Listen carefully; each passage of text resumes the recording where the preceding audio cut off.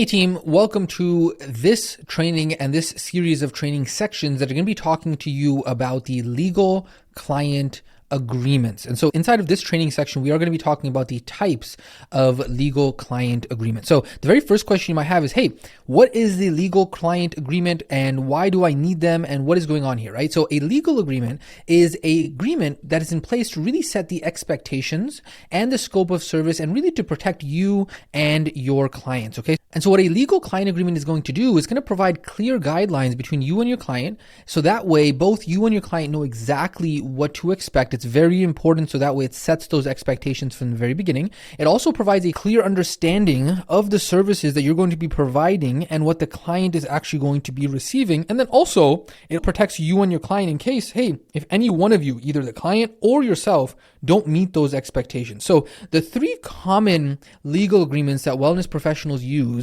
are a new client agreement. This is probably going to be the most universal one. This is kind of like the big major agreement, right? Because especially when somebody is starting a new program with you, there's going to be a lot of expectation. If they're going ahead and paying you for something, even if they're doing something for free, but you've promised them something, you need to make sure that you have a new client agreement in place. Okay. So this is going to include things like their payment terms, their payment amount. It's going to include the liability waiver in there as well. So that way everybody's protected accordingly. And then this is also the agreement that clearly outlines exactly when the payment terms are due, so that way you can get paid on time. And then it also makes sure that there's other rules that are kind of in place as you guys are starting this relationship. Okay, so that is going to be the big major one. On top of that, there's also going to be the liability agreement or the liability waiver. And this is when you, let's say for example, you offer somebody a free workout or a free screening or something like that, but they're not yet a client, right? Because remember, inside of the new client agreement, there is also a liability waiver that is included in there, right?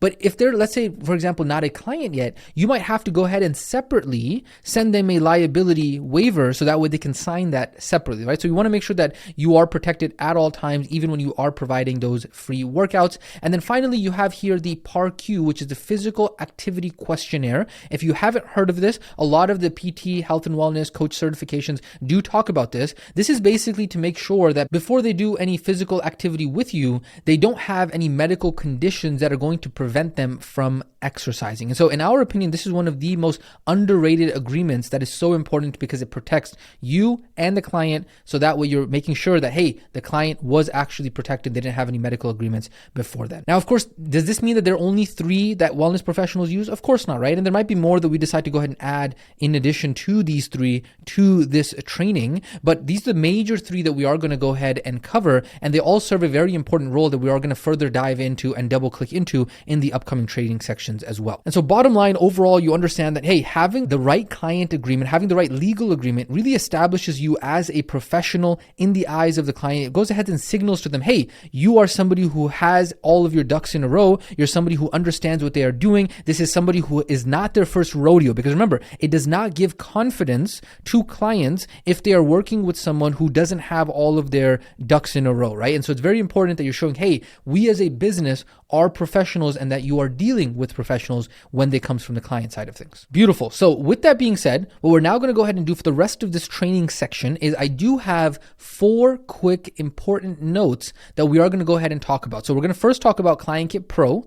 We're then going to go ahead and talk about your responsibility. We're going to talk about just sue them. And then we're going to talk about what's next. And then we're going to proceed with the rest of the training sections. Okay. So let's go ahead and first talk about ClientKit Pro. Okay. So of course, by now you probably already know what ClientKit is, but I want to go ahead and make this clear is that before we actually begin setting up the legal client agreements, this is one of the big reasons we decided to partner up with ClientKit is because we believe that they are the best all-in-one platform for health and wellness professionals. Because before ClientKit, we actually ended up having to use 2 different softwares to do now what ClientKit does by itself. We used to actually use Jotform, and then we actually had to use PandaDocs, or some people used DocuSign. And then each of those was costing us together $75 per month. And then on top of that, we had to learn how to actually integrate both of those softwares together and then integrate it with our CRM, which is a major pain in the butt. And so rather than being a Frankenstein duct tape monster running around with a chicken with our head cut off and using 10 different softwares here and there,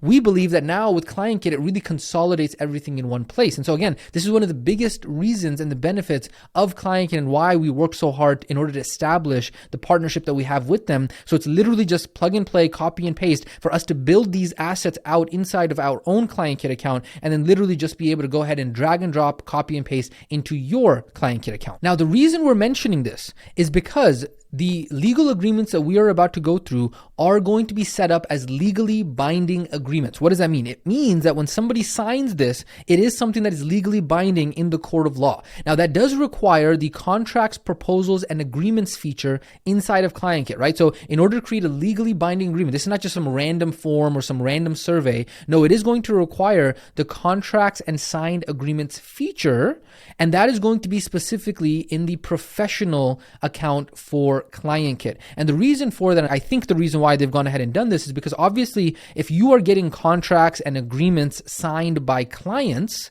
that's going to mean that you are getting paid. And so once you start getting paid for something, well, you're a professional. And so that is very different than a starter, right? A starter is somebody who just has their website, they have their link tree, they kind of just have their basic brand assets, and that's it. They're not yet really collecting money and working with clients on a big scale, right? Because once you start doing that, or once you have the intention to start doing that, you are now really going about becoming a professional. And so obviously we've talked about this previously, but normally that professional plan, if you go over to getclientkit.com, which is their website, normally it is $997 per month. But because of the fact that we do have that partnership in place that we've negotiated with them, as long as you are an active student of the program with maintaining your student status, you will be receiving that 90% off for life. And so we just do want to go ahead and clarify that if you are on that starter plan, okay, so if you are on the starter plan right now, which is $49 per month, if you are on that plan, then you will actually need to go ahead and upgrade to the professional plan, to the pro plan, in order for you to actually get access to the legally binding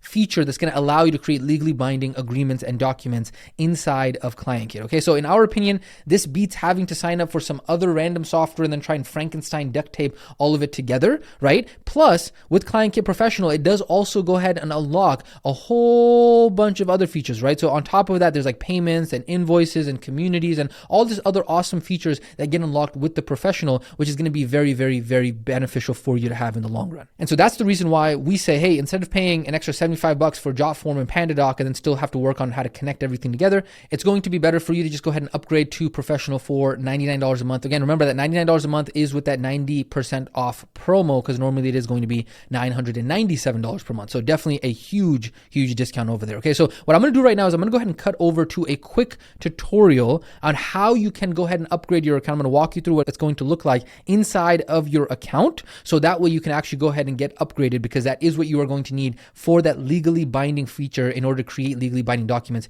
in your account. So let's go ahead and cut over to that now. All right, gang, this is going to be a real quick video on how to upgrade your ClientKit account. So after talking to ClientKit, this is what they told us. They said that if you go over to settings at the bottom left of your account, so this is, again, if you are on the starter plan and you're looking to upgrade, you go to settings, you then go over to company billing. Now, in this case, you will see that this account is already on the professional plan. So in this case, obviously, I won't be able to upgrade and show you what this looks like. However, there will be a button on there for you to modify your subscription. And then, fingers crossed, if it works the way that they told us it should work, then it should go ahead and allow you, should have like a dialog box, and it'll say, cool, you're on the starter plan. Would you like to go ahead and upgrade to the professional plan? And according to what they told us, because they had to kind of build some internal things for our community, is that ideally it should go ahead and show you the pricing with the discount code already applied, right? So let's say, for example, you're on the, I think it's 90% off, it's like $49, and then you're like, cool, I need to be on the professional plan. It'll give you the option with the discount code applied, so you will be able to go ahead and upgrade. And then here's the thing, when you actually go ahead and upgrade, it will go ahead and automatically unlock all of the professional features for you as well, right? So when we talk about the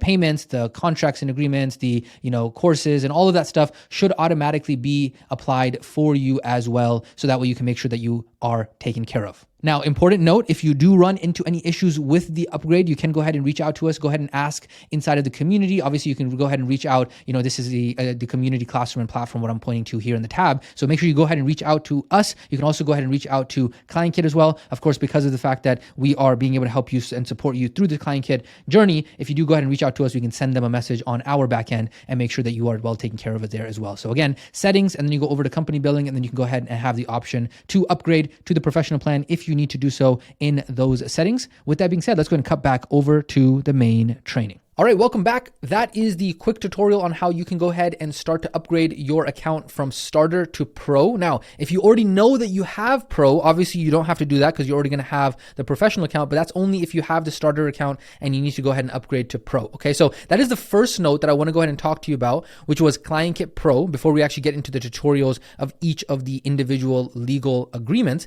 The next thing I want to go ahead and talk to you about is your responsibility. This is very important to understand, okay? Is that even though we are doing the best that we can to provide you these legal agreements, obviously at the end of the day, it is going to be your business and it's going to be important for your responsibility here to be resourceful, okay? So yes, it is true that in the last 30 years or so, we haven't seen a significant change in kind of the legal client agreement side of our industry. However, again, it is our jobs as professionals, it is your job as a professional to stay on top of things in the industry. So obviously, that's the reason why we're creating this community, so that way we can all learn from each other, we can all benefit together. And so obviously if there are changes, if you notice something that you're going through these trainings that are up and coming and you're like, you know what, I learned that inside of the new client agreement, this should be added, or inside of the liability waiver, inside of the Part Q form, or inside, hey, maybe there's a whole fourth form or a fifth form or a sixth form that needs to be added, right? Don't be quiet about that. Don't just hold that to yourself, because if you hold that to yourself, there's going to be something else that somebody else knows that could have benefited you, but they didn't share it, right? So when you actually give and you actually share inside of the community, the entire industry, the entire community is going to be able to grow from that. And so obviously if that is something that we do notice, or let's say for example enough community members have said, hey, this has to be updated, or we got to update the training for that, then obviously that's going to be our indication for us to go in and do that. But at the end of the day, we want to make it clear that it is your job in order to make sure that you are being resourceful, so that way you are staying up to date with this. And if you learn anything new, please make sure you do go ahead and share it with the actual community. Beautiful. So that's this note about your responsibility and making sure that you do share with the community. Next up, we've talked about ClientKit Pro and your responsibility. We're going to talk about just sue them. What does this mean over here? Okay, let's talk about just suing them. So the important part to know about this is that a lot of people sometimes like, okay, you know what? I had the client sign a legal agreement, so that means that when they don't pay their payments, I'm going to sue them. Okay, let's just think about this for a second, okay? Yes, legal agreements are for legal protection. However, there is going to be a point of which it doesn't make sense anymore, right? So our methodology around this is around wasting time and negativity, right? So can you go after a client legally if they fail to abide by their agreement or fail to make payments, and you can put them into collections and, go after them? Sure. But here's the thing. In general, a lot of people do not respect agreements. And the truth is that in your career, you are going to have clients who don't pay their bills. They make excuses. They don't care about the consequences, okay? And so, yes, obviously legal agreements and the way that we're making them legally binding, we're going to walk you through them and all that kind of stuff. Yes, it's meant to be taken seriously. It's not something that you're like, oh yeah, I forgot to just do it. No. You want to make sure you take it seriously. You set the expectation, okay? Just in case you do have to use it. So that way it's in place, right? But at the same time, the logic of this, the thought process is you don't ever want to have to use it, okay?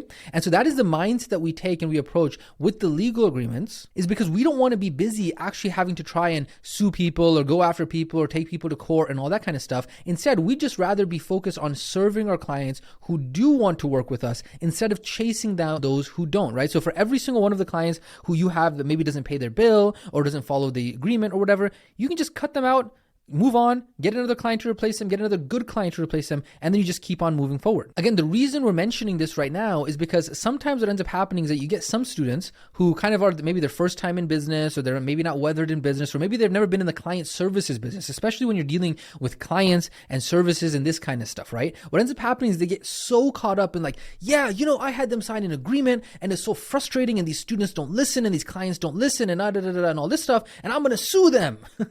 And that's kind of like the first inclination that they have, okay? When in reality, I want to go ahead and set those expectations around when we are making these legal agreements exactly what we've talked about thus far. And so the truth is that when it comes to people and human psychology, if you ever get to the point where you find yourself having to say, hey, you signed an agreement, so you got to listen to me, like this is it, then you've probably already made a bunch of mistakes already in terms of your qualification process, in terms of how you took on the client, in terms of how you onboarded the client, in terms of how you activated the client, in terms of maybe the client already showed that they were not going to be a good client, right? And then you just didn't pay attention to that. You weren't experienced enough to pick up on those cues. And now you're having to try and use this legally signed agreement to say, that's the reason why you should listen to me.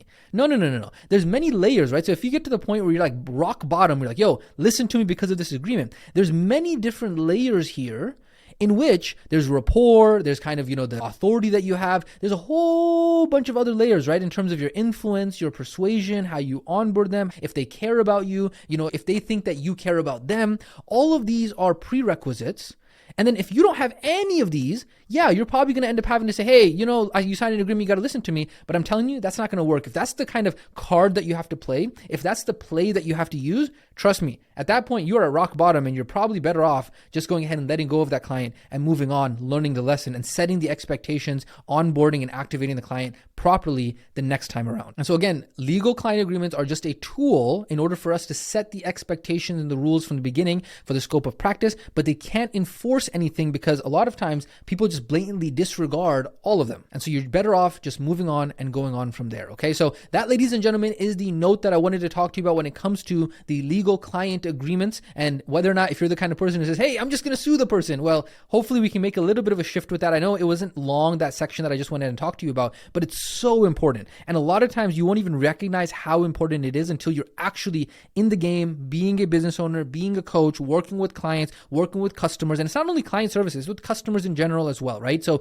these are lessons that you learn as you get more and more weathered in the game of business, okay? Finally, the last point that we want to go ahead and talk about is what's next. So what's going to happen here is that in the upcoming training sections, we are going to go ahead and walk you through a brief explanation of what each of the major legal client agreements are. And then we're going to go ahead and walk you through the step-by-step of how to create, edit, and test them. Now, the beautiful thing about this, again, because we have that partnership with Client Kit, that because we've negotiated everything with them, because of the fact that we said, hey, this is how we want to serve our student base, this is what we need specifically, we have already gone ahead and done 80 to 90% of the work for you. All the templates are ready for you, all the automations are ready for you, all the email messages are ready for you, everything is ready to go for you. All you have to know is how to actually use it and how to import it into your account. Now, the important thing to understand here is that depending on your situation, different legal agreements are going to be important for you, right? So right now we have 3 on the board right now. We might go ahead and add even more. We might make changes to these, extra, et cetera, et cetera. But what you want to do is you want to understand like, hey, these are the ones that are recommended for you and that are applicable and useful for you, right? So new client legal agreement, this one, the first one, this one is going to be pretty much every single person is going to need this. It does not matter whatever your situation is. This is a mandatory requirement. You have to make sure that you have this one done. You do not want to skip this one, okay? Then the liability waiver over here, this is for those who are going to be providing, let's say, in-person free sessions, those kinds of things, right? And now here's the thing. We mentioned this before, but there is a liability waiver already in the new client agreement, okay? So this is primarily used as a standalone if you're going to be giving, let's say, a free workout or something like that, or some kind of free work you're going to be doing with a lead or a prospect who is not yet a new client. So it's not like a new client has to sign this one and this one, okay? It's just that you use this as a standalone if needed. And then same thing with the ParkU form. This is going to be a screening tool that is going to be used so that way if you have somebody who's going to be working with you in person, before you start working with them as a trainer, as before you do physical activity with them and that kind of stuff, you can make sure that you screen them ahead of time as well, okay? So these are going to be the 3. It's going to be up to you if you want to go ahead and set up all 3 of them right now. But at a bare minimum, you are going to make sure that you have to set up the new client agreement. However, we would strongly recommend you do go ahead and learn and take the time to set up all 3 of them. Even if you're not going to use all 3 of them right now, it is going to be important for you to at least have the assets in your Client Kit account, download the templates, learn how to edit them, because you're going to learn a lot from the technology standpoint in terms of how do the actual surveys work, the forms work, the legally binding agreements work. Even from a tech tutorial standpoint, it's going to be very beneficial for you to set these up, because then even if you don't necessarily use the ParkU form, you can actually go ahead and create other forms in your business, and you're going to learn how to do that via the tech tutorials that will walk you through specifically the ParkU form, but overall they will apply to other forms as well. Does that make sense? I hope so. So that is why we have a strong recommendation for you to go through all of these forms and surveys and agreements and set all of them up properly. Okay, so with that being said, ladies and gentlemen, this has been the introductory explanation training on Client Kit Pro, your responsibility, just suing them, and what's next, the types of legal agreements explained. Up next, we're going to go ahead and go into each of the legal agreements, go over an explanation of each of them individually, double clicking to them, and then going into the actual tactical step-by-step of actually setting them up. With that being said, we will catch you in the next training section.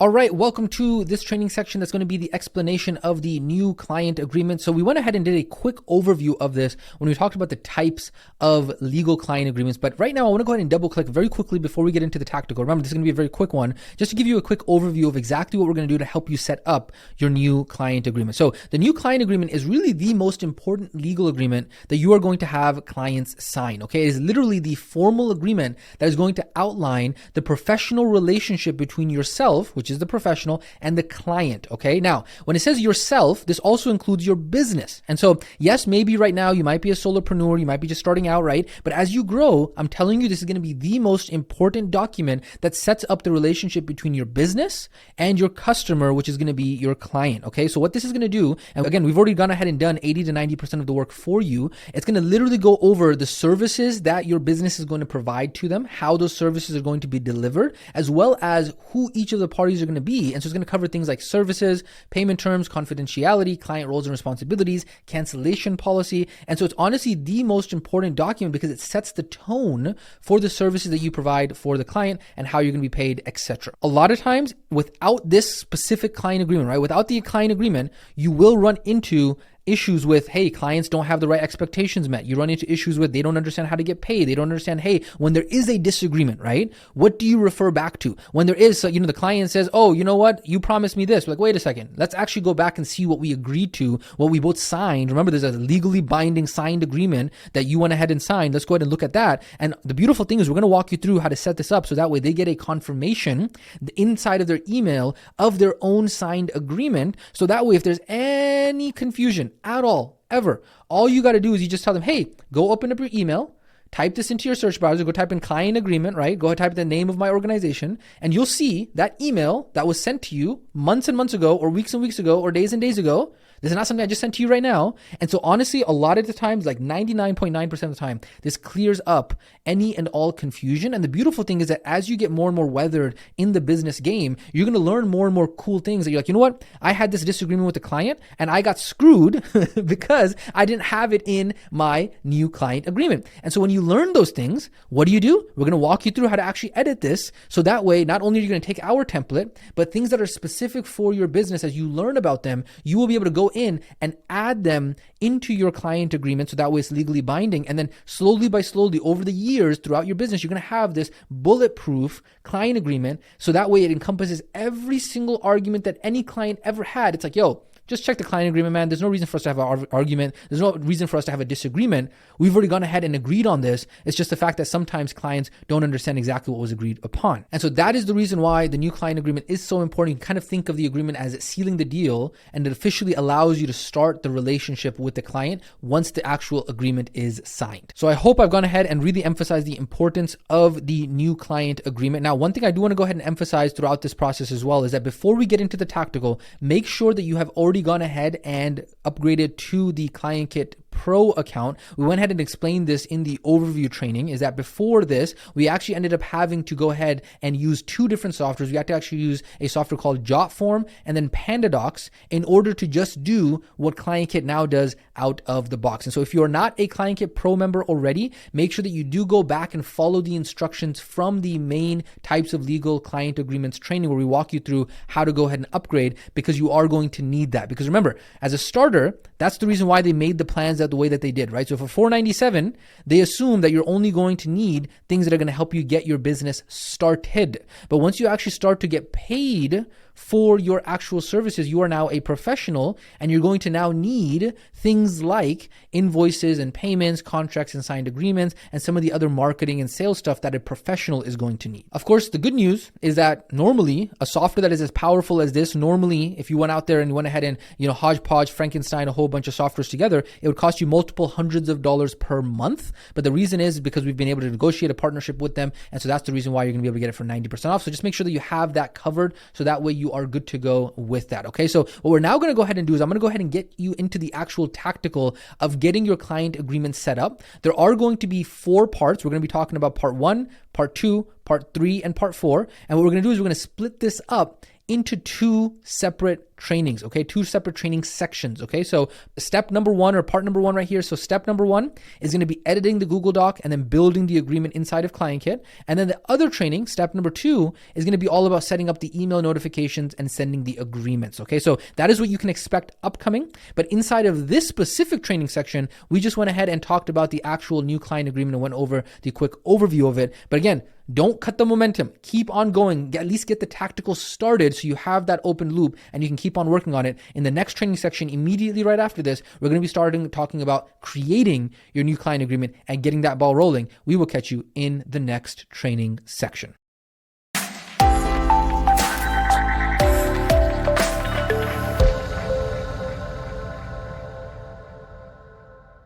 All right, welcome to this step-by-step tutorial in order to get your client agreement set up. Part number 1 is going to be editing the Google document. So the reason why we're going to be first starting off in a Google Doc is because it's going to be very easy for us to be able to make changes to the actual text before we go ahead and actually build it out inside of ClientKit. So what you're going to go ahead and do is that underneath this training, there is going to be a document that is a new client agreement template. Okay, so what you're going to do is you're going to go ahead and click on that Google document link. And once you actually go ahead and do that, it is going to go ahead and open up to something that looks like this. Now, what you are going to notice is that you are not going to be able to make edits to this specific template. Why? Because it is a template. And so what you are going to need to do is you are going to need to go ahead and click on File.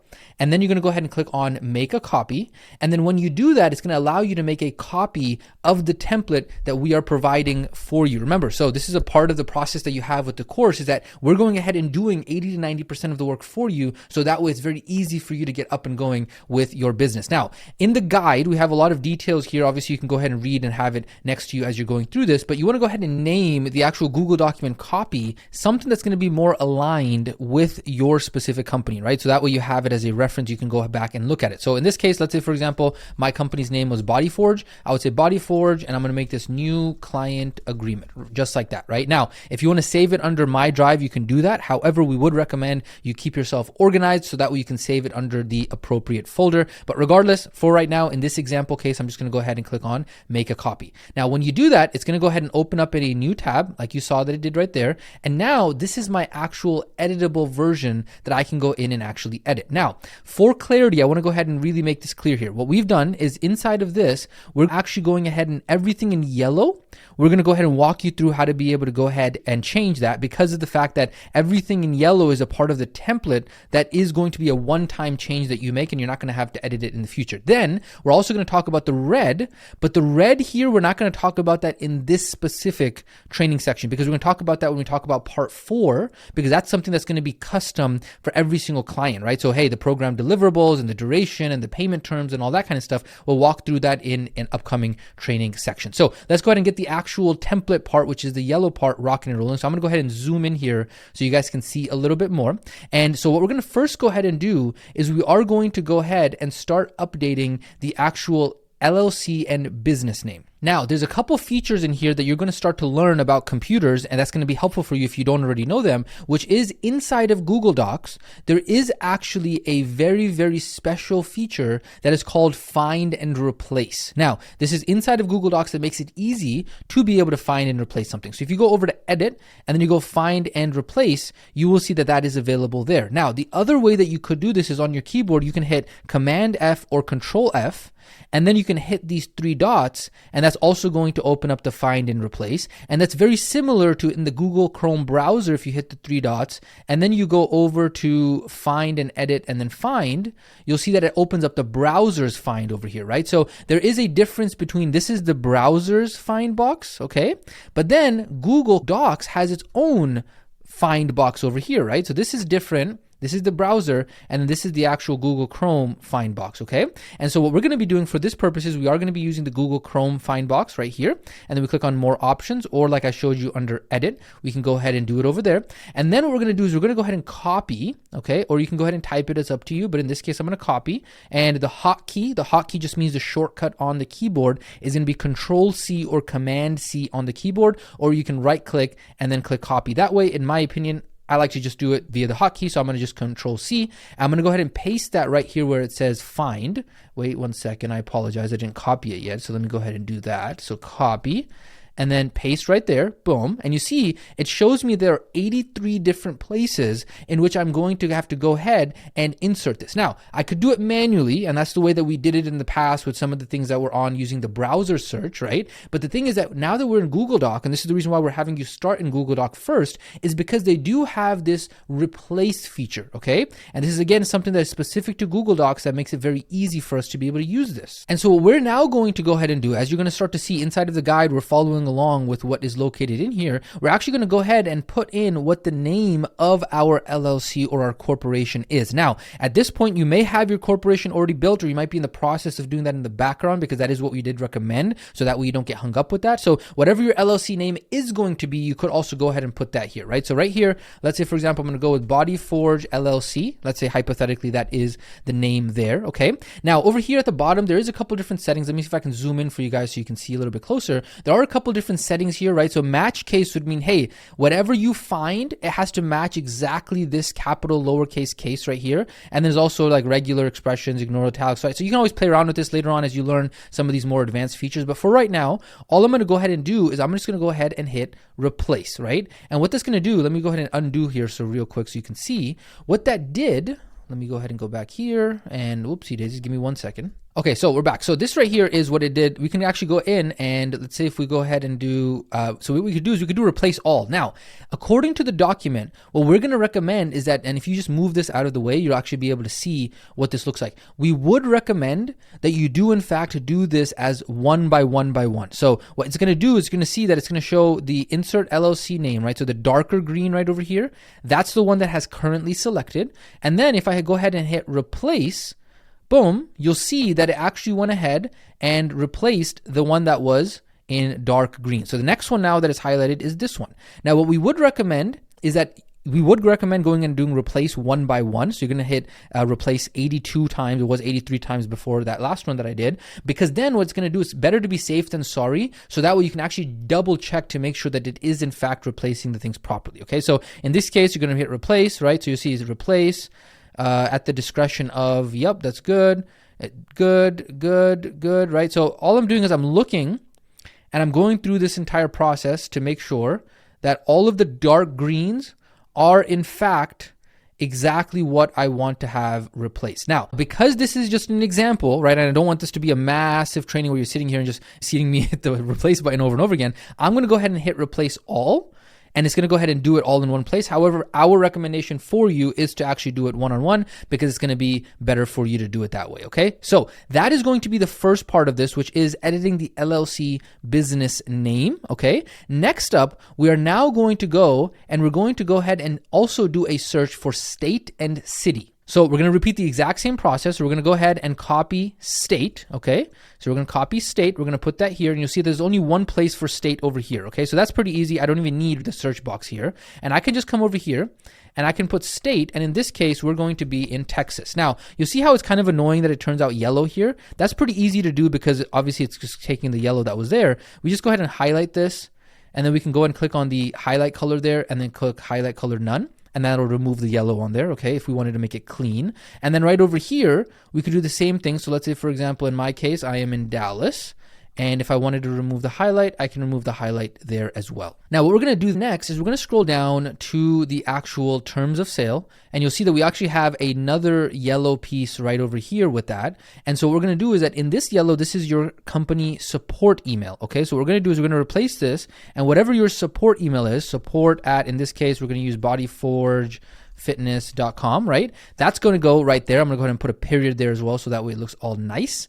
Boom, just like that. Beautiful. That's literally all there is now in terms of editing the actual client agreement inside of the Google Doc, okay? So literally that was all when we talk about part number 1. This is what we're talking about. You just want to go ahead and make sure you review it. Go ahead and look over it. Remember, you do want to make sure that you remove the brackets. It's not that you're only putting your support email inside the brackets. You want to make sure that you remove the brackets as well. So just make sure you go through there. Now, the other thing that I'll mention is that these right here, these things, these are kind of like these other brackets that exist here. You want to leave those, right? That's not a part of the guide that we went ahead and walked walkthroughs because those are custom values that we're going to show you inside of the software, how the software is automatically going to go ahead and fill that in there for you, right? But in terms of all the stuff that we've gone ahead and recommended you change on there, make sure you actually make those changes inside of the Google document, okay? So that is going to be part number 1, which is editing the Google document. What we're now going to go ahead and do is we're going to go ahead and jump into part number 2, which is building the agreement inside of ClientKit. I'm going to go ahead and do this as one take so that way you can see how it's done back to back to back, right? So we've edited the Google document. And now what we're going to go ahead and do is we're going to go ahead and open up, and you see I have it open up in another tab. We're going to go over to ClientKit. And then what we're going to do from here is we are going to go ahead and click on payments right over there. And when we click on payments, we're then going to go ahead and go over to contracts, okay? And when we go over to contracts, we're going to click on contracts and then click on templates underneath contracts. And again, this is all documented inside of the guide as well. So you'll see contracts and then we click on templates. The reason why we're creating this as a template is so that way we are able to go ahead and use this over and over again, right? So yes, it is possible to create this as a one-time, but instead what we're going to do is we're going to make sure we create this as a template, okay? Then from there, what we're going to do is we're going to go ahead and click on the new button right there. And we're going to go ahead and click on new template, okay? What that's going to do is going to go ahead and open up the new template screen, okay? From there, what we're going to go ahead and do is the first thing is going to go ahead and name the template. The name of the template is going to be template/new client agreement, okay? So right over here, we're going to go ahead. I did Command C, Control C on Windows. Okay, so I copied that without the actual quotation marks. And then we're going to go ahead and paste that right over there. Now, just so you can see, I'm going to try and see if I can make this a little bit bigger, zoom in a little bit for you. There we go. And so that way the name is specifically there because this specific name, you have to follow the instructions because this name with the brackets is going to be handy for us when we're actually sending this to a client. So don't worry, there's a method to the madness. It is going to make sense because like we said, we've already done 80 to 90% of the work for you. Okay. Next up, what we're then going to go ahead and do is we're going to go ahead and click on this plus button, which is going to add an element. And we're going to go ahead and click on text and drag the text box over to the main screen over here. Awesome. So once we've gone ahead and done that, these properties might show up. We can just go ahead and close this. And now we went ahead and we actually have over here a text box that we can now actually start copying from our Google document. So next up, you're going to see that we now have to start building the pages. And what we're going to go ahead and do is we're going to go ahead and I'm going to pull this up into another window over here. Okay. And again, because I'm recording, I can't actually use my full monitor, but that's the reason why we recommend when we go through the tech tutorials, having another monitor, having another kind of, external setup or having a larger monitor. All of these are different variations that are extremely helpful. So that way it's easy for you to do this kind of work. Okay. So what we're going to do here is now that we have the Google document side by side, it's now just a game of copying and pasting. Okay. Now, one thing I want to emphasize is that you will see that we actually have built out for you these lines inside of the Google document. These lines indicate that that is going to be another page in the actual legal agreement. And I'm going to walk you through how to actually add another page so you can see how this works. Okay, so we're going to scroll to the top and what you're going to see here is we're going to go ahead and copy and paste, right? So we're going to copy this, again, Command C or Control C on your keyboard, or if you're old school, you can go ahead and copy it, right click and copy there. However, obviously you're starting a business, so you're going to learn some new skills. I would recommend learning the hotkey Command C, Control C because it's going to be much easier for you to do it. And then once you go ahead and come over here, this is where you can actually go ahead and paste. Now, paste is also the same thing. Command V or Control V on Windows is the hotkey for that. Or again, you could go in and paste it that way. However, we would recommend for you to learn the hotkey. And then once you actually go ahead and paste it, now there is some formatting options on here, so we can make this centered right there.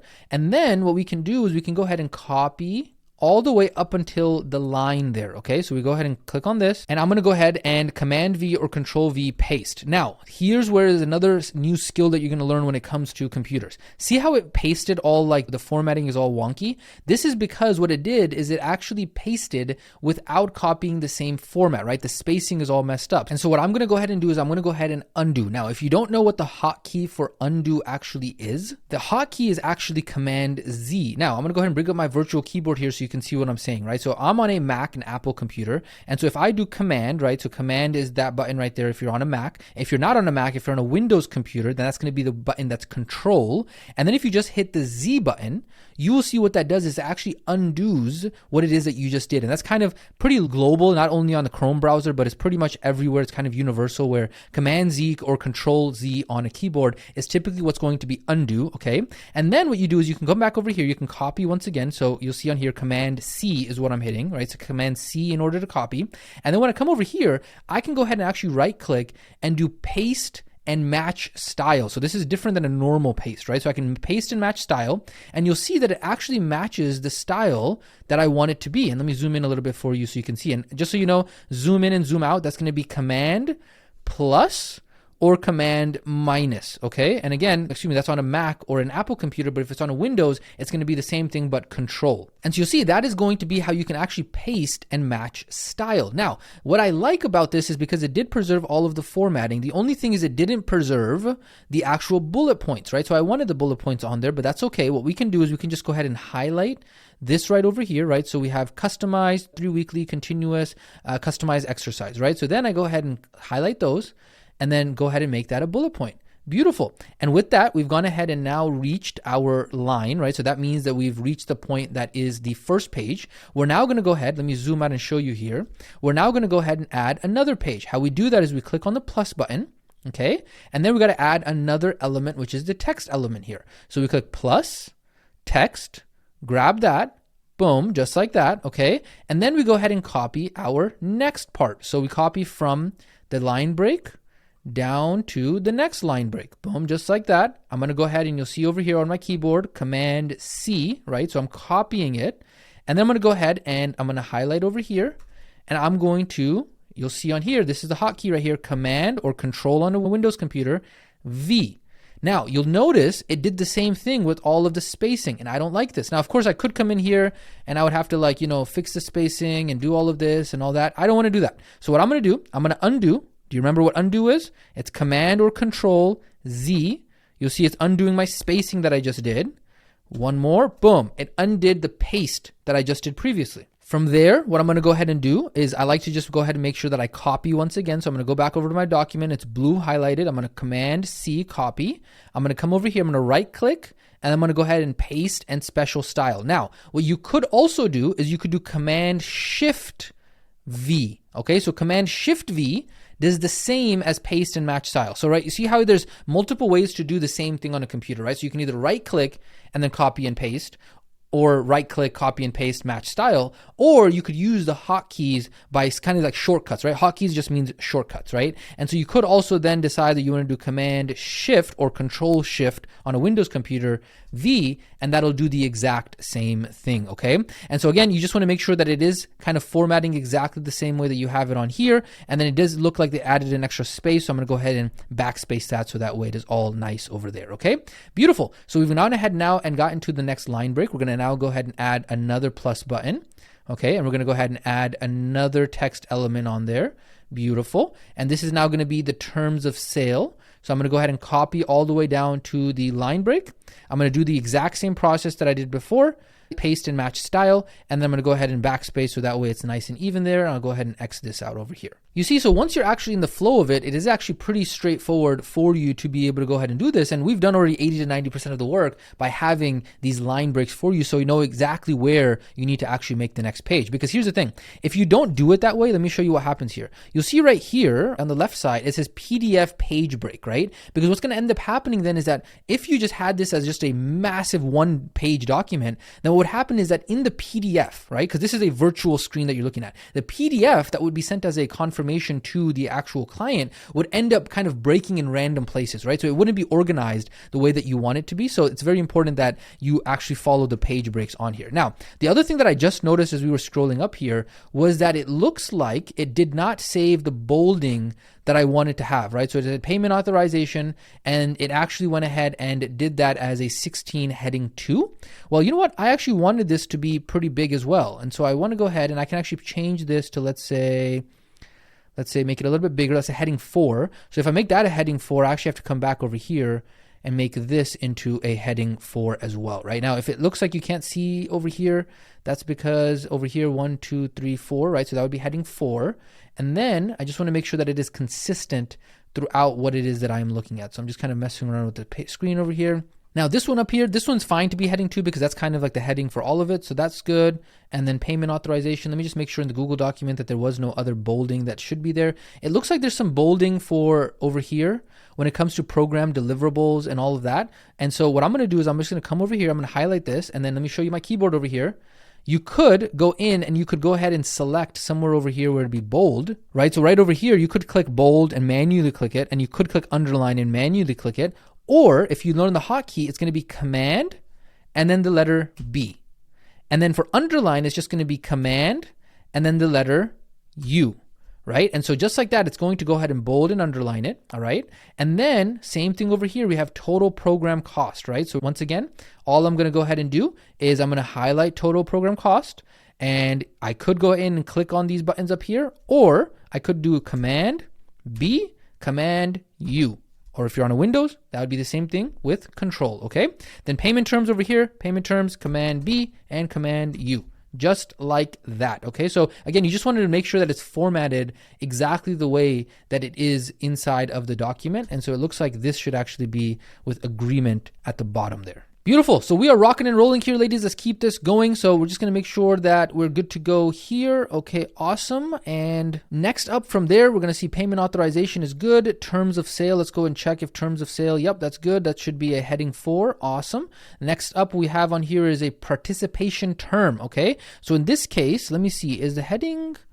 should it be underlined on here? So in this case, in the Google Doc, it wasn't underlined. And that's actually going to be something that I'm going to ask the team to actually go ahead and change in the actual formatting on there. Is I think that it should just be bold instead of the paragraph over there. So let me actually just give me 1 second. I'll be right back. Okay, I'm back. So I actually went ahead and I requested the team to change this inside of the template because I think that making it bold and underlined is going to stand out a little bit better. Again, this is completely up to you how you want to do it. But instead of making it heading 2, what we'll end up doing is we'll just make it a paragraph heading and we'll just make it a bold and underline, right? And then also in the Google document, you're going to notice on your version, because it's going to be updated by the time you see it, is that we also did go ahead and you'll see over here, instead of paragraph 4, make it paragraph, just paragraph and then bold underline. And then also duration has now been bold underline. And then program has also now been bold underline as well. Okay, so again, we're just following what's going to be in the Google document for you in your Google document that should be updated there, right? So if we scroll down here, we now should be good to go. We got the over here terms of sale, we got the participation term, and then we hit the line. And now we're going to go ahead and do our new page over here. We're going to go ahead and scroll down, hit the plus button, text. And then, and I think the reason why it was giving me that heading was because we have this heading over here, right? So we just want to, I'm just going to go ahead and take all this out. And oh, just so you know, here's another computer one for you, right? So if you do Command or Control A, okay, so if you do Command or Control the letter A, it will actually select all, okay? And then you can actually go ahead and backspace from there. So if you didn't know some of these shortcuts, we're just teaching you some of the shortcuts so that way it's a little bit faster on there. And then for this, now we're gonna go ahead, so you'll see we're at C, now we gotta continue with D, so we're gonna go ahead and highlight all of this with our mouse and go all the way down to the page break, okay? And then again, get my virtual keyboard on here. I'm just showing you this on your keyboard. You don't need a virtual keyboard, of course, but on my case, since I'm on an Apple computer, Command C, that's gonna copy it. We're gonna come over here. I'm gonna go ahead and Command V. Again, I messed up because I needed to make sure that was paste with style. So I undo, Command Z, and then I paste and match style. Boom, just like that. Remove that little space. And right there, we barely made it with the page break, which is good. No issues there. And then what we're going to do is we're going to see where the bolding is, right? So the bolding on here is going to be only for limitation of use. So we come over here, and then again, you're going to see on here, I'm going to use the hotkey, the shortcut. It's going to be Command B and then Command U. Boom, just like that. See, you're learning if you didn't already know it, all right? Next up, we're gonna go ahead and add another page, add another text block right there, just like that. I'm gonna go ahead and do my select all, right? So I do Command A. I'm gonna then undo, or no, excuse me, not undo, backspace. So that way it removes that. And then I'm gonna continue, copy, just like this. Get all the way down here. I'm gonna go ahead and actually not Command V, I almost did Command V. I need to paste and match style. Right, backspace that just a little bit so it looks good. And then let's see, non-solicitation, Command B, Command I, Any other bold or underline, or Command I, excuse me, I suppose Command U is underline on there. Beautiful. So it looks like we are good to go. Next one we're going to go ahead and do, add a new page. We're going to go ahead and do plus button, add a text box. I'm going to do Command A to undo, or excuse me, Command A to select all, and then backspace to take that out. Copy all of this over here. You'll see, so I'm doing it with you guys. Oh, see, I made a mistake. I was too quick on that one. I got to do paste and match style. And the only one that's going to be here is going to be confidentiality, is going to be Command B and Command U. That is going to bold and underline for us. Or of course, the buttons are there if you wanted to do it via the buttons, okay? Beautiful, keep on going here. We're going to go ahead and plus button here, text. I'm going to go ahead and select all, so that way we remove that from there. I'm going to then go ahead and select the next piece that's on here. Boom, oopsie daisies, made a mistake. Command Z, paste and match style, very nice.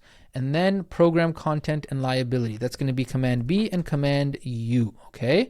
Any other bold? Nope, doesn't look like it. All right, we are chugging along here. We're going to just repeat the same process over and over again. So Command A, select all, backspace. Okay, awesome. And then get down over to the line. And just like that, whoopsie, I keep making that mistake. I got to undo it. Paste and match style. We're getting a little bit of a trigger happy over here. Shortcut happy. Progress photos, okay? So progress photos, Command B, Command U. And then that is the only bold and underline on this page. All right, next up, we continue. All right, physical results and disclaimer, okay? So we're going to do plus button here, text, boom, shakalaka. Then we go ahead and get this right here up until the line, and then we go ahead and paste and match style. Undo at the bottom, so that way it's nice and clean. Not undo, excuse me, backspace at the bottom. I keep saying undo. We're going to backspace at the bottom, and then the only bold and underline is going to be at the very top here.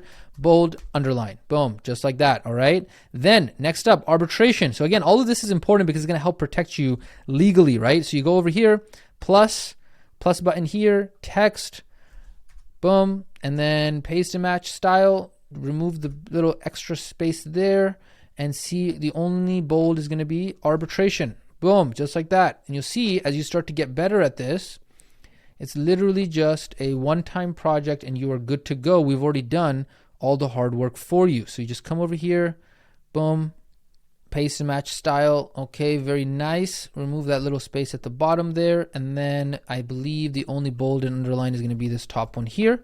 Awesome, very nice. And then we got another page. We're almost done here. Text. Highlight this and remove that. Okay. Risks. Boom. Okay. And we're going to paste and match style. Boom. And then now we actually have quite a few bold and underline, right? So over here, confidentiality. Highlight that. And then benefits and to be expected. Bold and underline that. And risks is also going to be bold and underlined. Now at this point, you get the gist of this. I'm actually going to go ahead and finish the rest of the pages on here. It shouldn't take me more than a couple minutes, but I don't want you to have to wait around for me because if you're watching this, you're like, okay, I get the gist of this. So let me finish putting all the pages on there and then we will go ahead and come back and I'll show you what we're going to go ahead and do in order to finalize building this out inside of ClientKit. All right, welcome back. So I've just gone ahead and finished copying and pasting because it's just a copy and paste game. The infrastructure inside of ClientKit didn't allow us to be able to have this as a template for you. So you actually just had to go in and kind of just copy and paste it, but we made it as easy as possible for you, okay? And so what you're gonna then notice is that once you've gone ahead and finished the copying and pasting of the document, we then go back over to the guide, okay? And what you'll see is that in the guide, it says, okay, building the pages.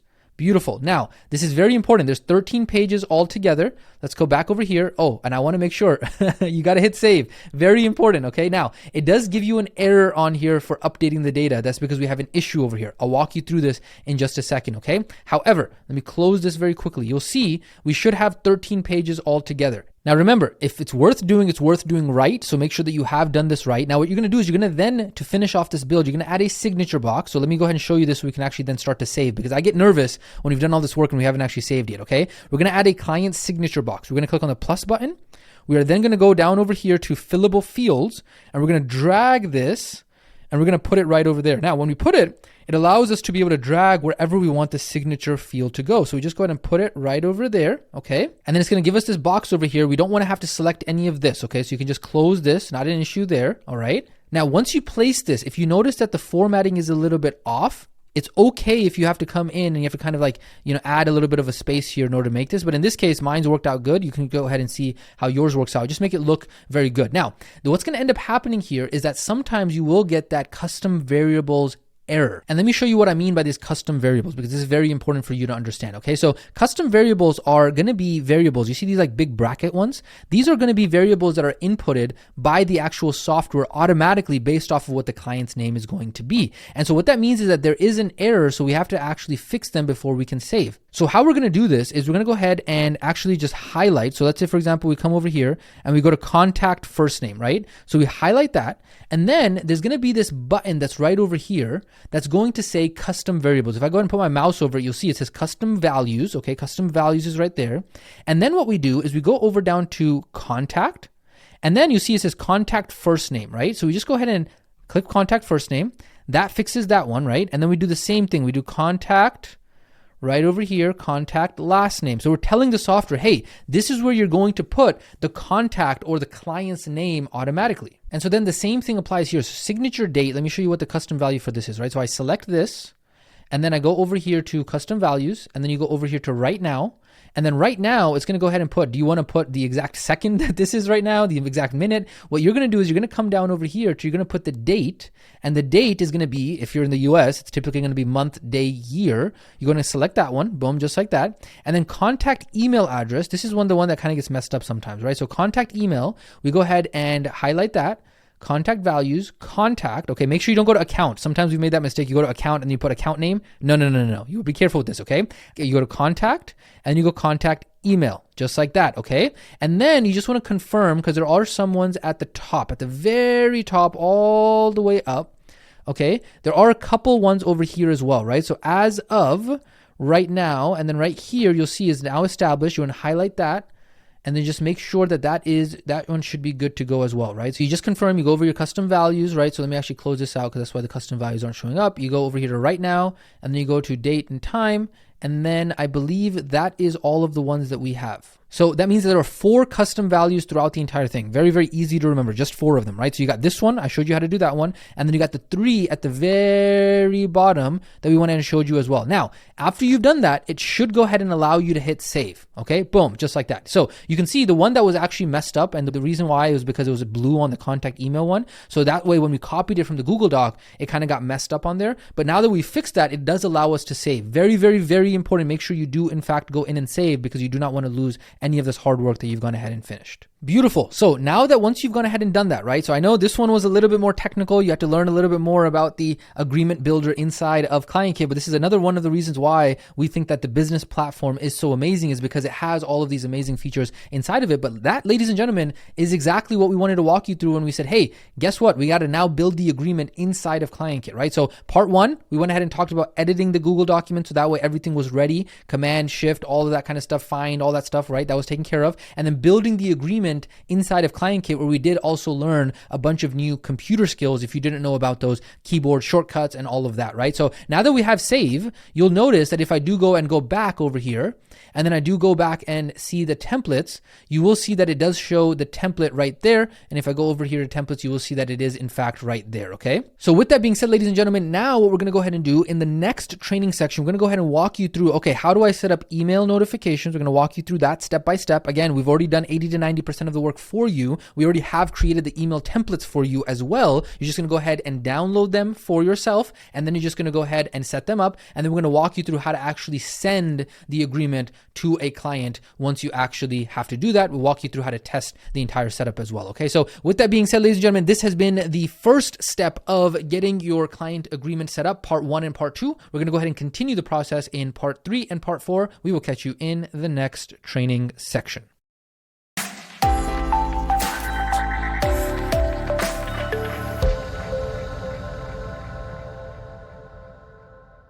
All right, welcome to the party, ladies and gentlemen. We're going to be now in the next step, which is testing the client agreement. Part of this is going to be parts 3 and 4. So we've already gone ahead and completed parts 1 and part 2. We're now going to go ahead and set up the email notifications and then the actual process of sending and testing the agreement, so that way you can make sure that it is good to go. Let's go ahead and get into part number 3, which is the email notifications. So the first step of this part is we are going to go ahead and import email templates that have already been created for you. Let me go and walk you through how this works, okay? So what we're gonna go ahead and do is we are gonna go ahead and go over to marketing right over here, okay? So there's marketing right over there. We're gonna go ahead and click on marketing. From there, we're gonna then go ahead and right here, put our mouse over emails and then go down to templates. Now, once we go down over here to templates, we're then gonna come over here and click on new. And then we're gonna go ahead and click on email marketing templates. Once we click on email marketing templates, it's gonna go ahead and bring up, right, the template library, and you'll see that we've already gone ahead and created for you a number of templates. And so what we're gonna go ahead and do is we're gonna go ahead and import these. Now, sometimes it doesn't actually import, right? Sometimes you're clicking on it, it's like, what's going on here? What you have to do is you have to click on the title, and then you got to click on the little eye icon over there, okay? Now, again, don't worry about this over here. We're going to walk you through exactly what this is. For now, you just want to go in and you want to import them. So you continue. It's going to now go ahead and import that template for you. So we go ahead and give it a second. And we're now going to go ahead and actually repeat this process. So this first template, there's nothing that you have to edit, okay? So I would urge you, just click Save Template, and then go back, okay? There's nothing that you have to edit because it's already been built out for you, okay? So this is gonna be the sign agreement template. So when you actually send the agreement to a client, this is gonna be the email template that we'll show you how to link in just a second that is telling them to sign the agreement. Next up, let's go to new, email marketing templates. You'll see, now sometimes this image might change, right? So this gray image might change in the future, but what you wanna know is just look at RWI, sign agreement, sign confirmation, and internal agreement notification, right? So the second one is the one we're gonna go ahead and import. Boom, continue. We're gonna go ahead and wait for that to go ahead and import into our account. Again, this is really the amazing benefit of the partnership that we've been able to create with ClientKit because it allows for us to be able to, we've already tested all these things. We already know how these work. We've already done a lot of the hard work. It's easy for us to just go ahead and import this into your actual account. So we go ahead and click Save Template from here. We then go ahead and click on Back, and we have to repeat this process for the last and third time, which is gonna be new. Email marketing templates, of course, down the future, you can see there's a whole bunch of other email marketing templates in here that have already been built out for you, but that's not what we're talking about right now. We're talking about the client agreements. Next up, we're gonna go ahead and click on the title here. Third one is the charm. And we're gonna go ahead and import that into your account just like that, copy and paste, plug and play, very, very easy to have into your account, right? Then we go ahead and click save, and then we go ahead and go back. Now, what you will notice is that you will see that in your email templates, you have each of these 3 email templates here. Now what we're gonna do is we're actually gonna go ahead and connect them to your actual client agreement, okay? So we're gonna go back over here to payments. We're gonna go over here to contracts. We're then gonna go ahead and click on all documents and contracts, and we're gonna go ahead next and click on settings. Now, if you do not see that settings, be careful because if you are under templates, you'll notice that there is no settings there, right? So you have to be under contracts, all documents and contracts. It used to be called proposals, estimates, and contracts. So again, if they change the verbiage around it, don't freak out. It's just, sometimes that's what software companies do. They change their UI, but that is gonna be where you gotta look for settings. Once you get over here to settings, you're gonna then go over here to customer notifications here on the left side, okay? And what you're gonna do is you're gonna make sure that both of these toggles are turned on, okay? And then what you're gonna go ahead and do is from this drop down, you are then going to go ahead and select when it's document received, it's gonna be sign agreement. And when it's document signed, it is then going to be signed confirmation, okay? So again, just so you understand what's going on here is that when you first send out the agreement to the client, this is gonna be the email, which again, we've already imported that template because we just walked you through that right now, which is the template we already created for you. That is going to go right there. And then the document signed, once that document has been signed, they're gonna then get another confirmation email, and that is going to go right there. Again, just make sure it's signed agreement and then signed confirmation, okay? Then we're not done yet because remember, we had 3 of them. So again, we're following the guide. Everything is located inside the guide if you ever get lost. We're then gonna go over here to team notifications on the left side. We're gonna click on team notifications. And then this is gonna be the notification that you as the team member are going to get. What is the email that's going to say, hey, the client has actually signed the agreement? So we're gonna go over here, make sure that that is toggled on, right? So it's gonna be blue. And then we're gonna come over here and we have our 3rd email template that again has already been prepared for you. You're just going ahead and activating it inside of the actual settings. And then you wanna make sure you hit save. Now, you'll notice I made a mistake. I made a boo-boo. I did not hit save. That's very important. So let's go ahead and do this again. Sign agreement. I'm actually happy that happened. So you can actually see what happens when you don't hit save. Okay. So hit save on there. Very, very important. Okay. So you'll notice on here that they are in fact on their sign agreement, signed confirmation, and then internal agreement notification. Now, the beautiful part about this is that you really only have to do this once. And then once you have this done, we've literally designed the system. And this is the reason why we emphasize system, system, system. You don't want to have this hodgepodge, Frankenstein, duct tape, spiderweb kind of, software stuff going on, because then you don't have a system. We've designed this system so that way for you, it's going to be evergreen, meaning you only have to do this once for all of your contracts and all of your agreements. And guess what? You never have to do it again. Now, of course, when we get to the liability waivers and some of the other agreements, we'll walk you through this again, just in case you didn't follow the instructions properly. It's good, worth checking again. However, this is the reason why we've designed this as a system, okay? So with that being said, ladies and gentlemen, now we've gone ahead and completed, right, email notifications, part number 3, okay? So we've completed this, and this right over here. Next up, let's go ahead and run through very quickly sending agreements, okay, which is going to be part number 4. Let's go ahead and walk through that very, very quickly. So whenever you now need to send an agreement, here are going to be the instructions, right? So let's say, for example, you have a client, you got a new client. How do you actually send them exactly what it is that needs to happen, right? This is what you do. You're going to go over here to payments. You then go down over here to contracts. You go over here to templates, okay?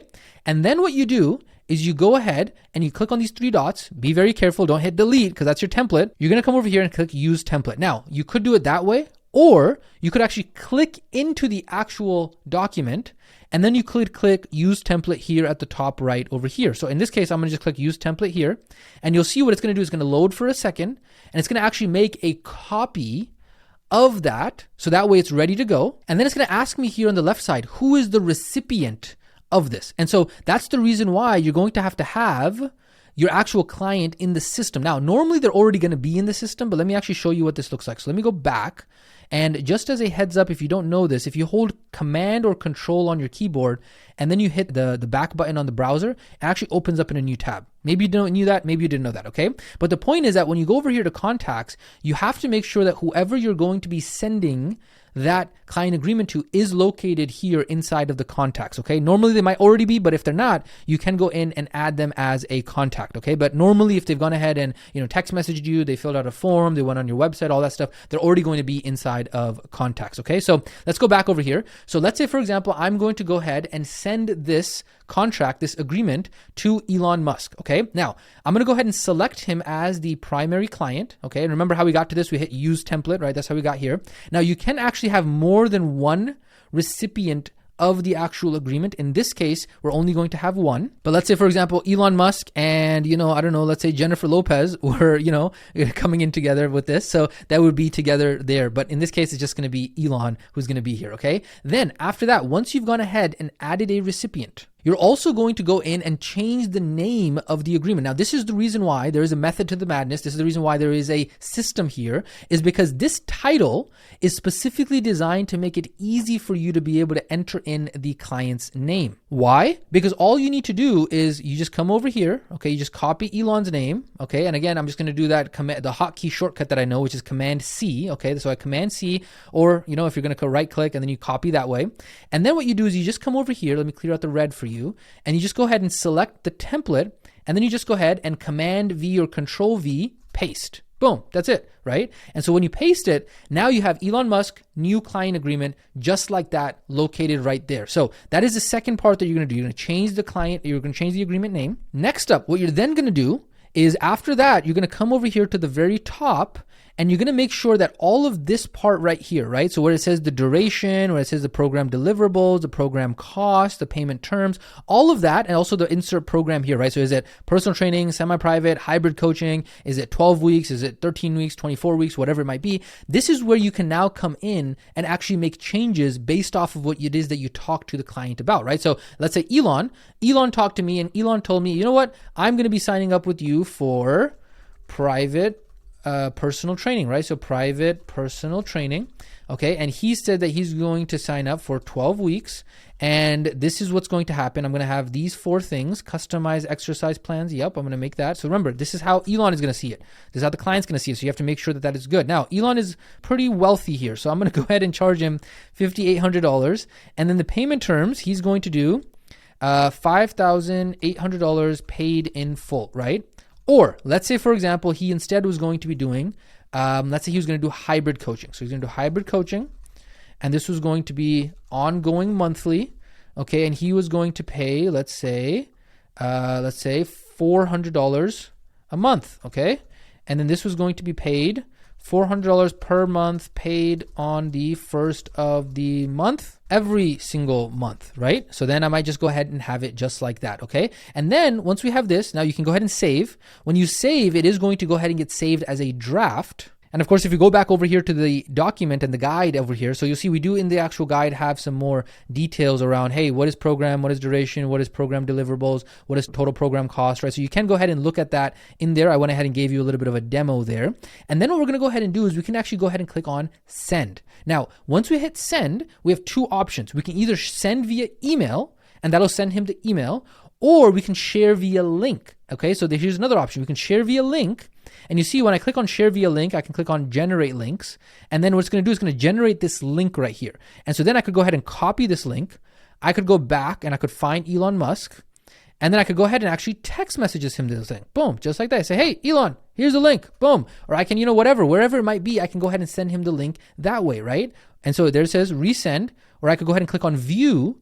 And when I click on view, it'll actually show me what Elon is going to see on his side. Okay, so it shows me exactly what Elon is going to see on his side. And obviously Elon's going to click on start filling it out. And then he's going to be able to go ahead and proceed through the entire process that way. And so primarily he's going to have to come over here and do the signature, right? So again, I'm just showing you some of the features that are on here, right? And then if you click on this, you can actually undo that. You can take it away from Elon again, and you can move it to draft. You could do that as well. Okay, or you could go ahead and click on resend. And then obviously there is the options again to send via email or to share via link. Now, what we would recommend, now that you've gone ahead and done this, what we would recommend is that we would recommend that you go in and add yourself as a contact here. Okay, so let's say, for example, I'm going to go over here.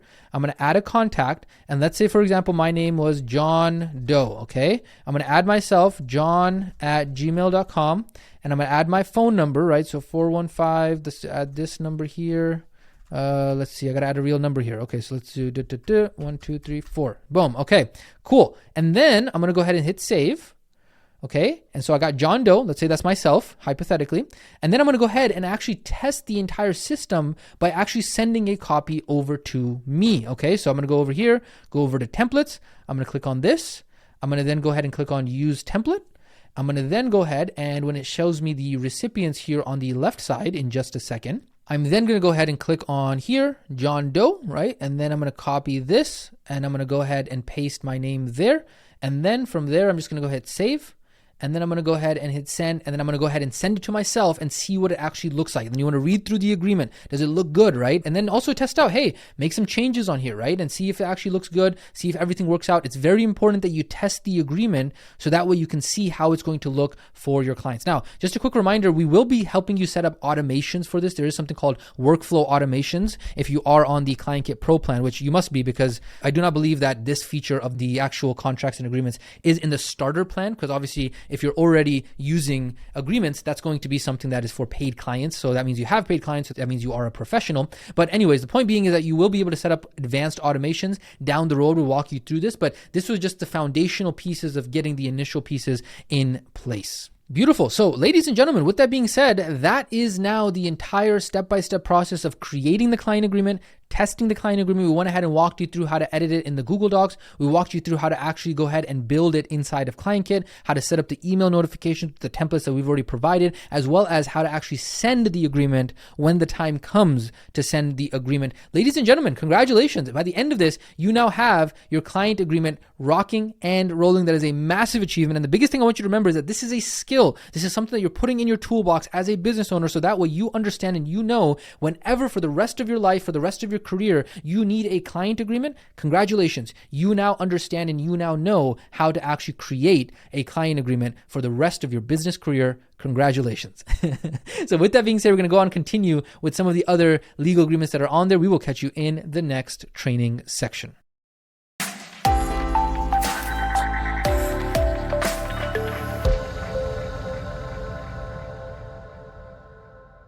All right, welcome to this training section that's going to go ahead and double click on the actual liability waiver, so that way you actually understand the kind of premise of what it is before we actually get into the tactical. It's going to be a very quick training section here. So the liability waiver is an agreement that helps the client really understand the risk of participating in the services that you provide as a health and wellness professional. Okay, so it really allows them to agree not to hold you responsible for any potential injuries or damage that could happen from engaging in those activities, right? So it's kind of like, whenever you go like, parasailing or, skydiving or, any dangerous kind of thing, they make you sign that agreement. Well, obviously, they're not working out with you to make it dangerous, but the point is that, hey, mistakes happen, accidents happen, those kinds of things happen, right? And so you just want to make sure that you are legally protected, especially when you're dealing with clients who sometimes, quite frankly, clients make mistakes. They kind of do dumb stuff sometimes. And the point is that you want to make sure that you are protected accordingly, right? And so if you are a health and wellness professional working with clients in person, specifically on their movement, this especially applies to you, right? Because you're working with somebody a little bit more hands-on, right? But it also applies to those people who are health and wellness professionals that are working with clients remotely, because you also want to make sure that you are not being held liable for anything that they did on their own accord because they didn't understand the risks that were associated with it. And so by having a liability waiver on record, right, and by having them sign it, they're saying, hey, yes, I understand the risk, but at the same time, this is very important, just because you had them sign a liability waiver, this does not mean that you as a professional all of a sudden just become negligent and you start not taking things under consideration. This is the reason why it's so important. We talk about this all the time. It's very important to understand, hey, what are the limitations that the client might have? Make sure you have an open relationship with the client. This is the reason why when you go through coach certification, when you go through getting certified, you start to learn some of these skills in terms of, hey, how do I actually be a good coach? What are the coaching skills that are necessary in order for me to build that rapport and understand the needs of the client? And so it is our responsibility to fully understand the client's abilities, so that way when you recommend to them a program that's going to help them accomplish their goals, it does so with their limitations in mind. Again, don't take the liability waiver as a sign for you to be able to push the clients above their limits if their body is not capable for that. This is very important because we see a lot of times, you see health and wellness professionals who may not be as sophisticated, who might not be as weathered in the game. They start helping their clients start to do like 1-rep maxes and, when they can barely do the basic movements. No. You want to make sure that you are being extremely cognizant of this and you're meeting the client where they are at. So that way it's a healthy, sustainable approach while still, yes, challenging them to get better, but not past their limits. Now, another note I want to go ahead and mention about this is that the liability waiver is already included in the new client agreement. Okay, so we did set this up prior to this specific training, right? So there's a whole separate training section about the new client agreement. However, the liability waiver is not meant to be something that the new client has to sign. This is something that you would only use as standalone if, right, the one that we'll go ahead and set up together is if somebody comes to you and they're going to get, let's say, a free workout, or they're going to work with you for free, or a free session, or a free, coaching session, or whatever, you're going to go ahead and have them sign the liability waiver because they have not yet become a client. Does that make sense? I hope so, okay? The other thing that's important for us to mention here is that this is going to be another one of those legally binding agreements that's going to be important to make sure that you do have that feature inside of your ClientKit account. And the way you get that feature inside of your ClientKit account is by having the ClientKit Pro account. And so we talked about this before. In order to set up legally binding IP address, signatures, and agreements, we previously had to use two different softwares. We had to use JotForm as well as PandaDocs. That would cost us close to $75 per month. And then that's not including all the other features that we would have to go ahead and hodgepodge together, right? And so just as a reminder, if you're not a ClientKit Pro plan yet, you want to make sure you follow the instructions that are located in order to upgrade in the original previous training section. We talked about the types of legal client agreements. Okay. And then again, remember, they have that logic around, hey, if you are a professional, that is the reason why you're probably going ahead and having, payments and invoices, legally binding agreements, because you are becoming a professional. And that's the reason why the professional plan, which is normally $997 a month, which makes sense because we've gone ahead and cost benefited all of the different softwares that you would normally have to have if you didn't have ClientKit. $997 is honestly a steal for as many other softwares you have to sign up for. But then how much more of a steal is it when you're actually getting 90% off, right? And so that's the reason why we just make sure that you do actually have that professional plan, so that way you can actually follow along with the features that are going to be located in here. Okay, so similar to what we did with the actual new client agreement, this is also going to be broken up into multiple parts. And so we're going to go ahead and talk about part 1 and part 2, which is editing the Google Doc and then building the waiver inside of ClientKit for step number 1. And then part 3 and part 4, we'll go ahead and break that up into a separate training section that is going to be step 2, where we're going to talk about the email notifications and how to actually send the liability waiver. Okay, so we are going to to break this up into 2 parts that are going to be immediately right after this training. But this specific training section was to just go ahead and double click so that way you have a better understanding of the liability waiver and what is going to be coming up next. So don't cut the momentum, keep on going, because immediately right after this, we're going to go ahead and talk about creating your liability waiver. And then in the second training, we'll talk about testing the liability waiver. So keep the momentum going, get into the action steps, and we will catch you in the next training section.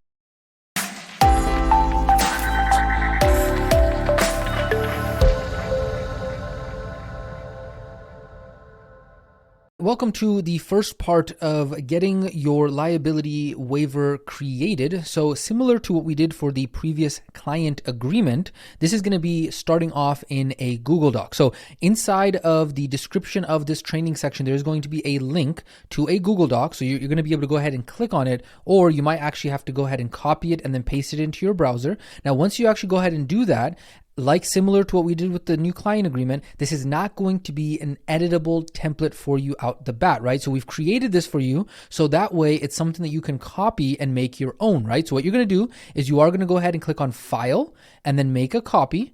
And then once you have that, you're then going to go ahead and rename it. Now, I would recommend you go ahead and actually rename it to something that is related to your business. So in this case, let's say, for example, the business name was Body Forge. So we're going to make Body Forge liability agreement, right? Okay, beautiful. Now, we would also recommend for you to be very organized, so you can actually go ahead and place this inside of a specific folder in your Google Drive. So if you do that, you can click on that, and then you will be able to go ahead and select it from there, okay? However, for the purposes of this example, I'm just going to go ahead and proceed, and I'm going to go ahead and make a copy. And you'll see that it does open up another tab, so that way I can go ahead and proceed that way. Now, next up, after that, very similar to what it is that we did for the new client agreement, we're going to go ahead and use the advanced features of Google Docs in order to go ahead and make our lives easier. So inside of the guide, you'll notice that we have this verbiage right here, right? Where it says insert company name / business name here. So like we did for the previous training, we can either go over here to edit,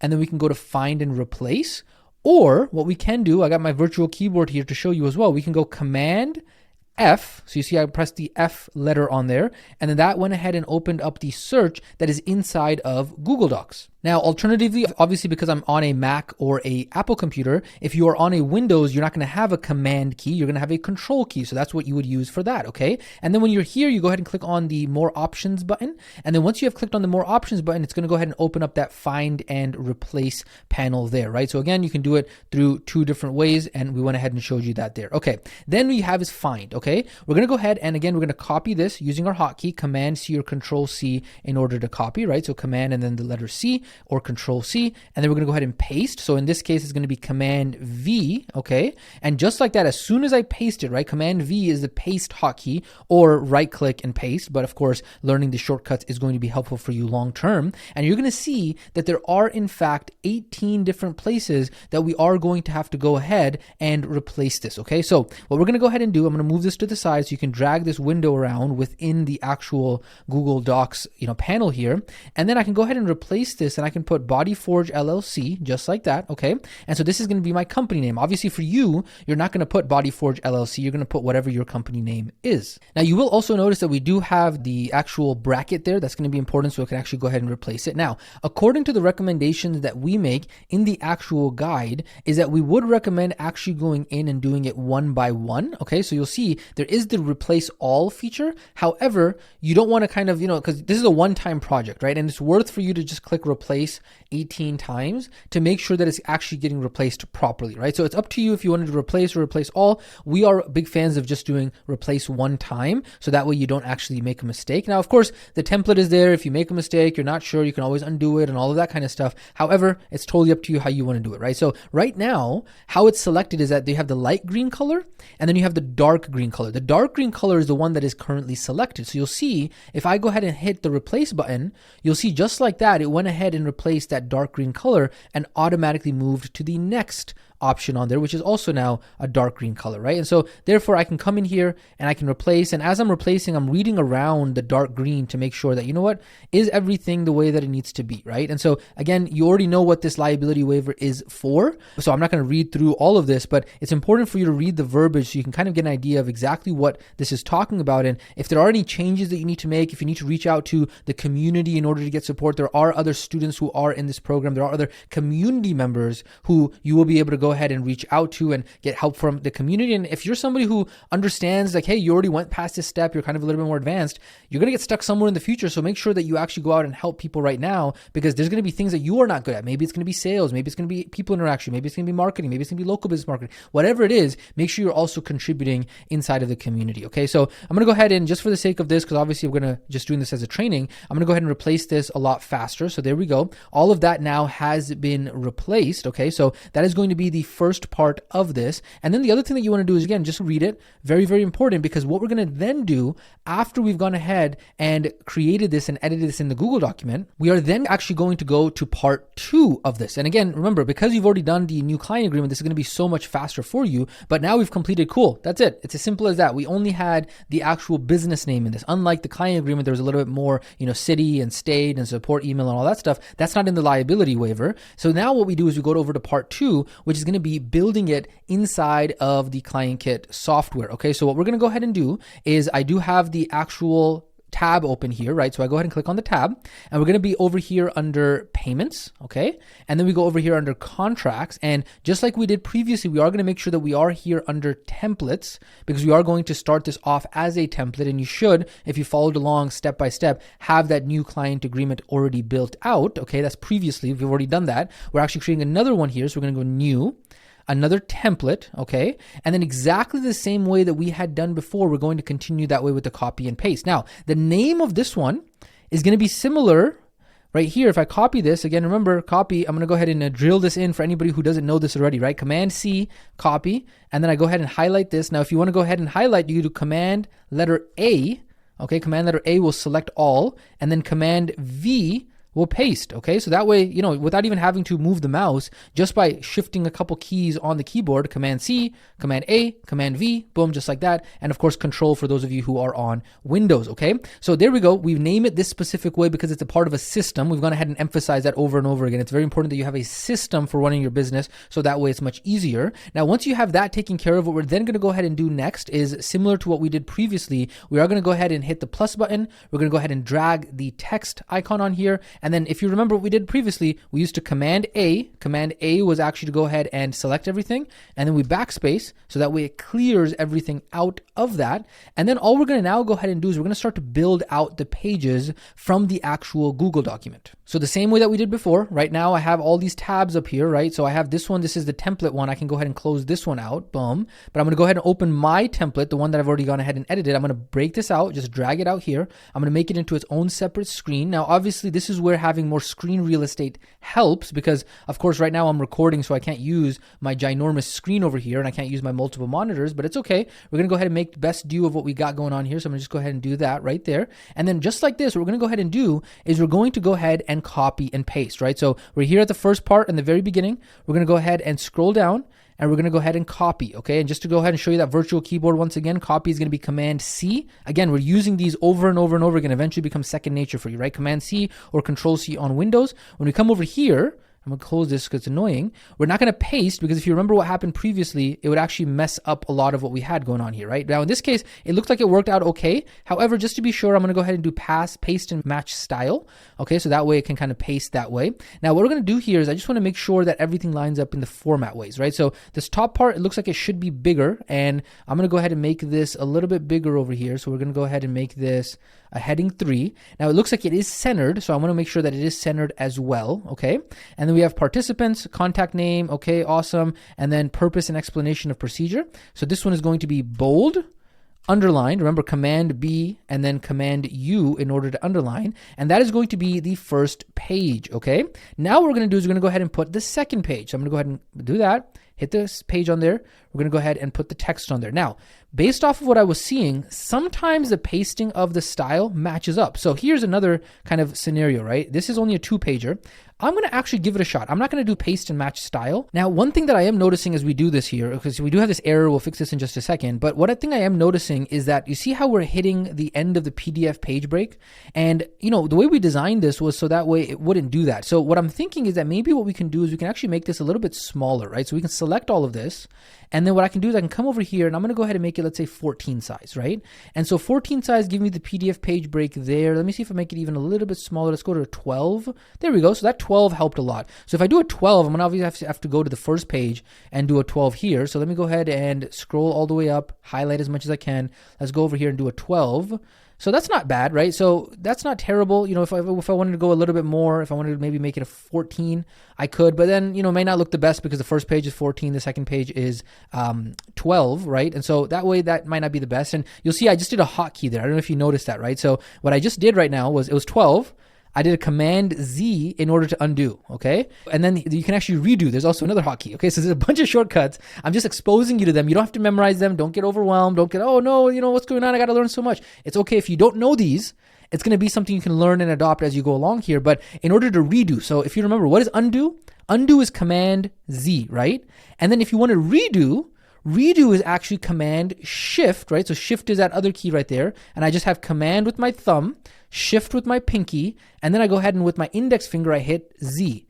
And what that does is it does redo. And so there's all these shortcuts that you can learn on the keyboard that are going to allow you to be much more proficient around this tech stuff. And again, it's not something that you got to learn overnight. It's not something to be able to master overnight. It's just something that becomes your habit after years and years and years and years of doing this. And so that's something that you're going to be able to learn as you go along here. Okay. So I went ahead and made this 12. I think based off of how it looks, it should be fine. I don't see it as being an issue. And I know, for example, we have this PDF page break here, so that should be fine as well. Now, what I am going to go ahead and do is I'm going to just go ahead and cut out there, that kind of space there. And the reason I say that is because the next step, now that we've gone ahead and copied everything, right? So everything's copied. Let's go back over to our guide here and organize this. We're now going to go ahead and add a signature box. Okay. So we're going to go ahead and click on the plus button. We're going to go ahead and click on signature, and we're going to go ahead and drag it over here. I'm going to go ahead and X this out. And then we're going to go ahead and right over here, click signature. Now I might make this a little bit smaller just so it fits, because I want it to fit within the page break. So there we go. That's not bad. Okay. And then what we're going to go ahead and do is we're going to fix that custom variable error, right? So if I click over here, somewhere over here, you'll see that we have that custom variable error. Now, what we found out was the error comes whenever there is one of these like highlighted blue ones, right? So let me zoom in here so you can see a little bit better, is that whenever there's these highlighted blue ones, that's when there's an error. So what we got to do is we got to go ahead and highlight this right here with the brackets. And then we come over here. Let me just expand this a little bit so you can see. And we're going to come over here at the top right. It says custom values. So we're going to click on that. And then we're going to go ahead and click on contact. Don't click account, okay? Because we've messed this up a bunch of times ourselves. We click account and then we accidentally put, you know, account name or location name. Oh, no, that is no bueno, okay? Now, again, because I just did that, what am I going to do? I'm going to do Control Z, and it undid that, right? Command Z. I'm going to go back, contact, and it's going to be contact full name, right? Because contact name, contact full name, okay? Otherwise, it would have shown up as contact first name, which is not what I want. I'm going to undo that. Boom. And then let's see if it allows me to save now. Nope, still nothing. Okay, so it didn't allow me to save. So let me go down here. And it might be because we have this other contact name over here, right? So I'm going to go ahead and do the same. I'm going to highlight it right here. And then I'm going to go over here to custom values. Let me close this screen because it's hiding my previous one behind it. Contact, full name. And then let me go ahead and see if it allows me to save now. And just like that, boom shakalaka, it does allow us to save. And so if you run into any issues with this, make sure that you just go in, right? It might be the contact name. Sometimes it might be some of these other ones. If it's not, like in this example that I'm just recorded for you right now, it was the contact name. But let's say, for example, it's the date, right? What you're going to do is you're just going to select it with the brackets on the date. You're going to go to custom values. You go to right now because it's the time right now that it is being filled out right now. And then you just go down over here to date, month, day, year. You select that, right? And should basically nothing change because I think that wasn't the issue one. And then obviously you have one over here as well, right? So you got 4 altogether, 2 at the top and 2 at the bottom. Those are the custom values that are automatically going to get filled in when somebody actually goes ahead and fills out this document, okay? So we then go ahead and hit save. Again, everything is now being saved. And that, ladies and gentlemen, congratulations. We have now gone ahead and completed creating your liability waiver, right? So we went ahead and created it and edited it inside of Google Docs. And then we went ahead and built it out inside of ClientKit. So now if I go back, you will see, and let me actually just go ahead and resize this because right now I'm zoomed in at 150, which everything is so close. Let me go ahead and hit reset. that'll go ahead and zoom me out again. And then you'll see now we have our two templates. So we got our template of the liability agreement that we just went ahead and made right now. And then we also have our new client agreement as well. Now, the last thing I'll mention here is I know inside of the guide it'd say liability agreement. However, I think that the more appropriate term might actually be liability waiver. And so we're going to go ahead and make sure that that is something that is changed as well. So we'll go ahead and make that liability waiver. I think that's going to be more of an appropriate term, and we'll make sure that that gets fixed on the actual guide as well. And then of course you want to just make sure that you save, because after you do that, you will be rocking and rolling. And so that's it. You got your liability waiver and you got your client agreement. We're actually not done yet, because we actually do need to go ahead and test this out. We need to go ahead and help you make sure that all of your email settings are taken care of, and then walk you through how to actually send this over to your client once it becomes relevant. But for right now, that is this specific training section. Continue on, keep the momentum going. We will catch you in the immediate next training section. We're going to walk you through actually how to test all this.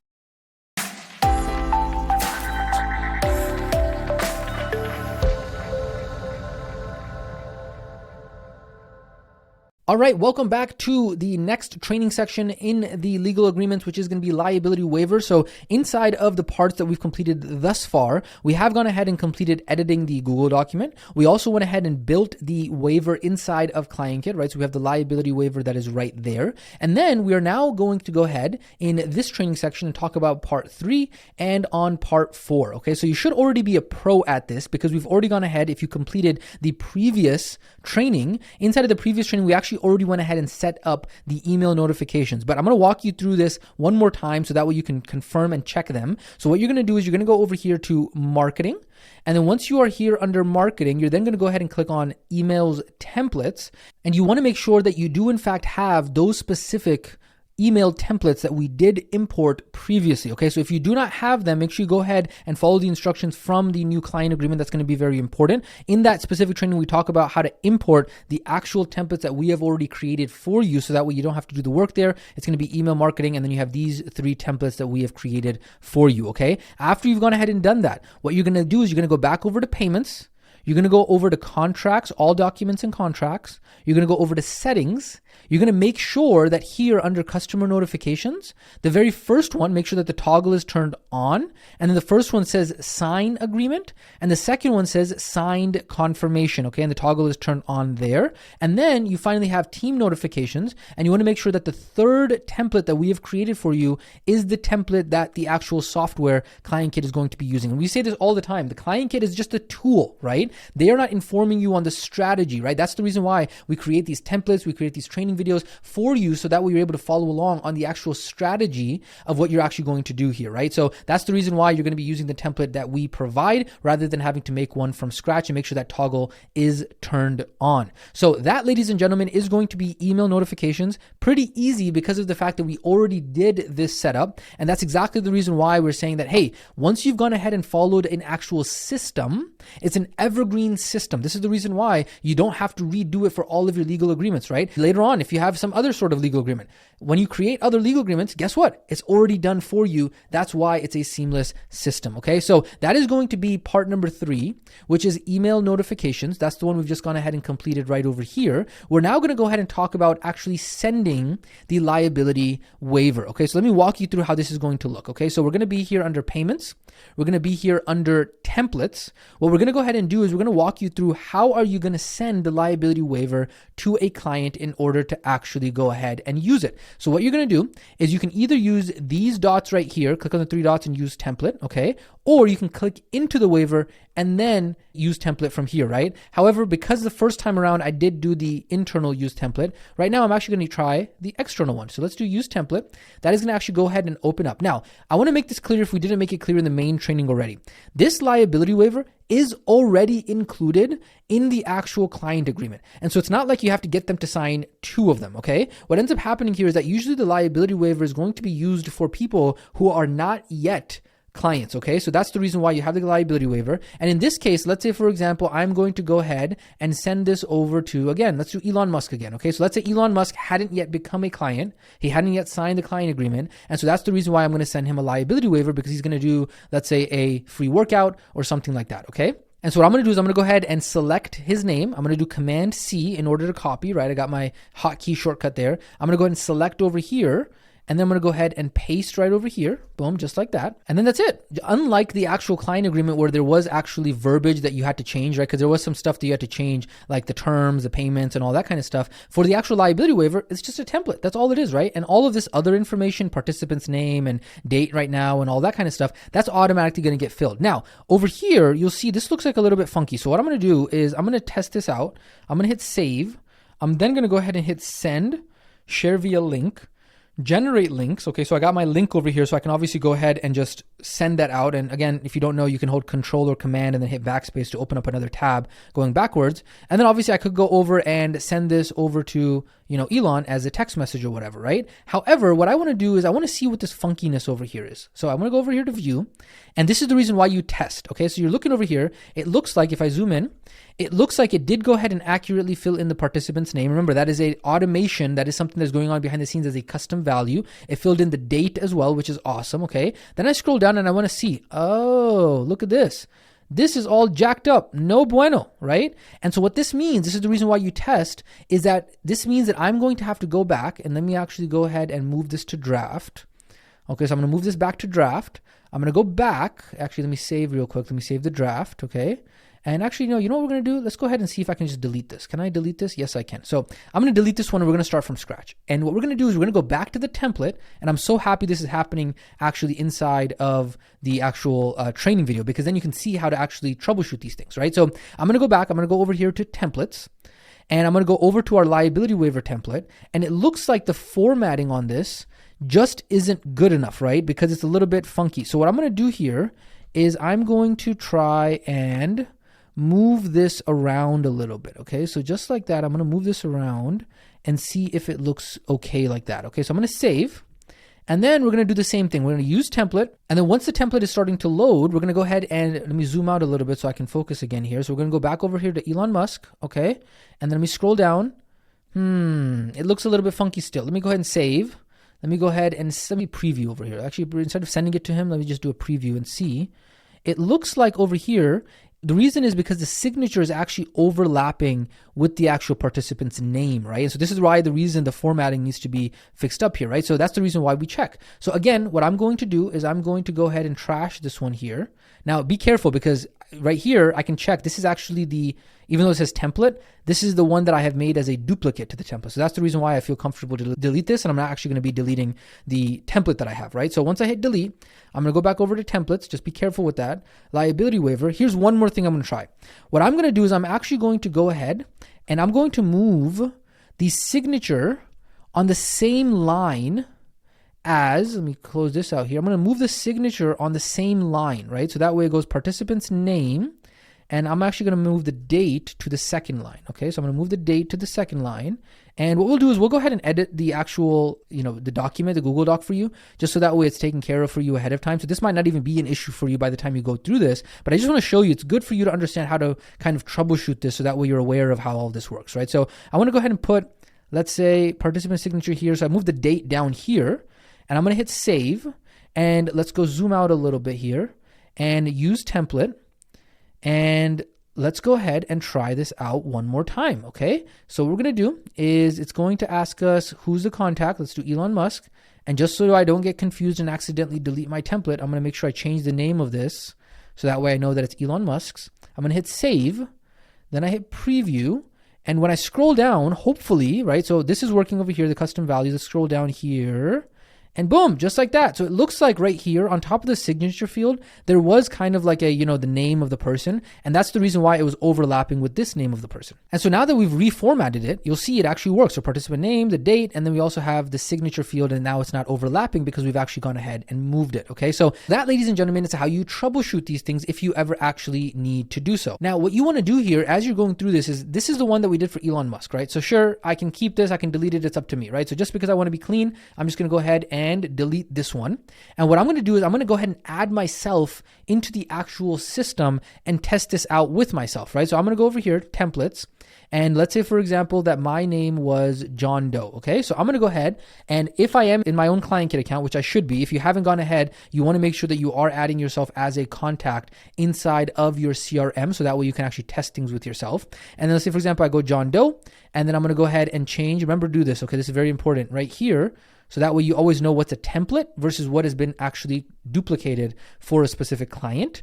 And then you hit save, and then you can go ahead and send it to yourself and see how it's actually going to look. And then you can also make sure that the email confirmations come through, see how the email templates look. You can just do a full-on test. That's going to be very important because remember, just like we talked about, we did actually go ahead and set up those emails, right? The signed agreement, the signed confirmation, the internal notifications. You want to test it out so that way you get a feel of how everything actually works. And then in the future, there are more advanced automations that you can do, which would be like, hey, once they sign the agreement, send them an invoice. Once they sign the agreement, send them all this other stuff. So that's kind of later on more advanced stuff that we'll talk about in terms of advanced automations. But the basic automations are already built out via the emails. And so we've already gone ahead and walked you through how to set those up. And so with that being said, ladies and gentlemen, congratulations. You now have your liability waiver live. We've gone through editing the Google document, building it inside of ClientKit. We've talked about the email notifications, which should have already been done from the previous training, as well as sending it and how to actually troubleshoot some issues that might come up. Congratulations. You've now created and tested your liability waiver. You are now continuing to unlock more and more skills as a business owner and learning how to be able to do this yourself. You see, it doesn't take long, right? Maybe 30 minutes, maybe an hour, a couple hours the first time you do this. But then after that, you've now unlocked the skill for yourself to be able to do this for the rest of your career and for the rest of your life. Ladies and gentlemen, congratulations. We will catch you in the next training section.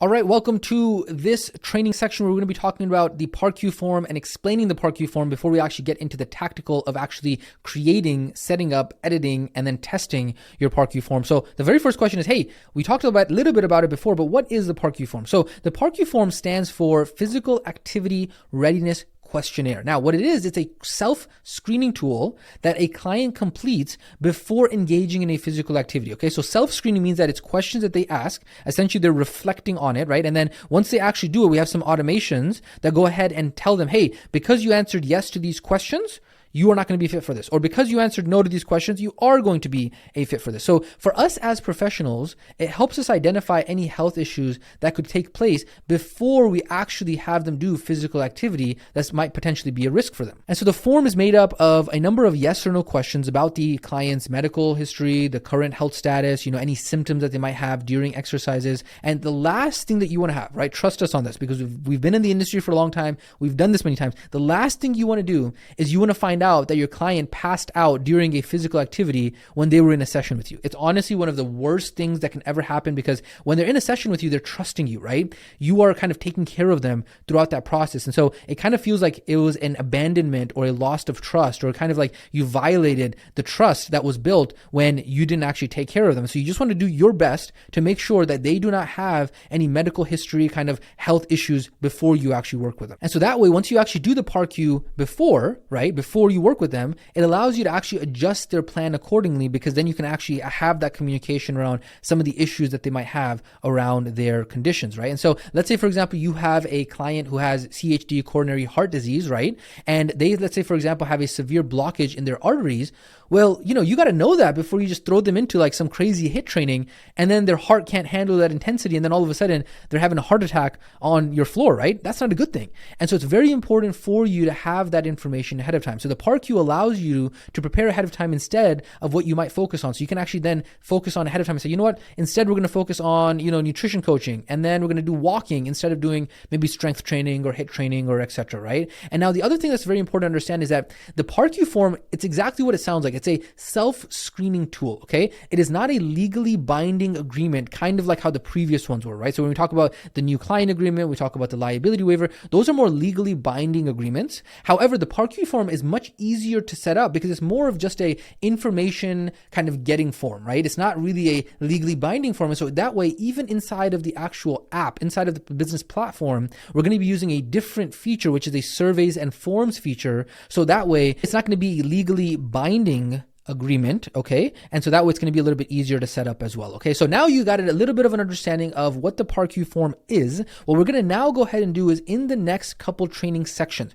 we are going to go ahead and break this up into two. The first training section is all going to be about how to actually create your PAR-Q form, okay? So we're going to talk about creating your PAR-Q form. It's going to be about how to import the PAR-Q form. Again, we've already done 80 to 90% of the work for you. We're then going to talk about how to edit the PAR-Q form so that way you're informed, even though there's not a lot of editing that has to be be done. At least that way you're empowered and informed of when you do and if you do ever have to edit the form, this is how you would do it. And then the second training section, we're going to be talking about how to actually test the PARQ form, okay? And inside of that one, we're going to talk about the email notifications, how to set that up, as well as how to actually send the PARQ form so that way you can test it yourself, as well as how to check for submissions for that, okay? So that is what is going to be following up in the next immediate training sections. And in this training section, all we did was go ahead and explain a little bit more about what the PARQ form is, talk a little bit more about it, and then give you a rundown of what is to come up next. So keep that momentum going, get your PARQ form set up. Immediately right after this, we will catch you in the next training section.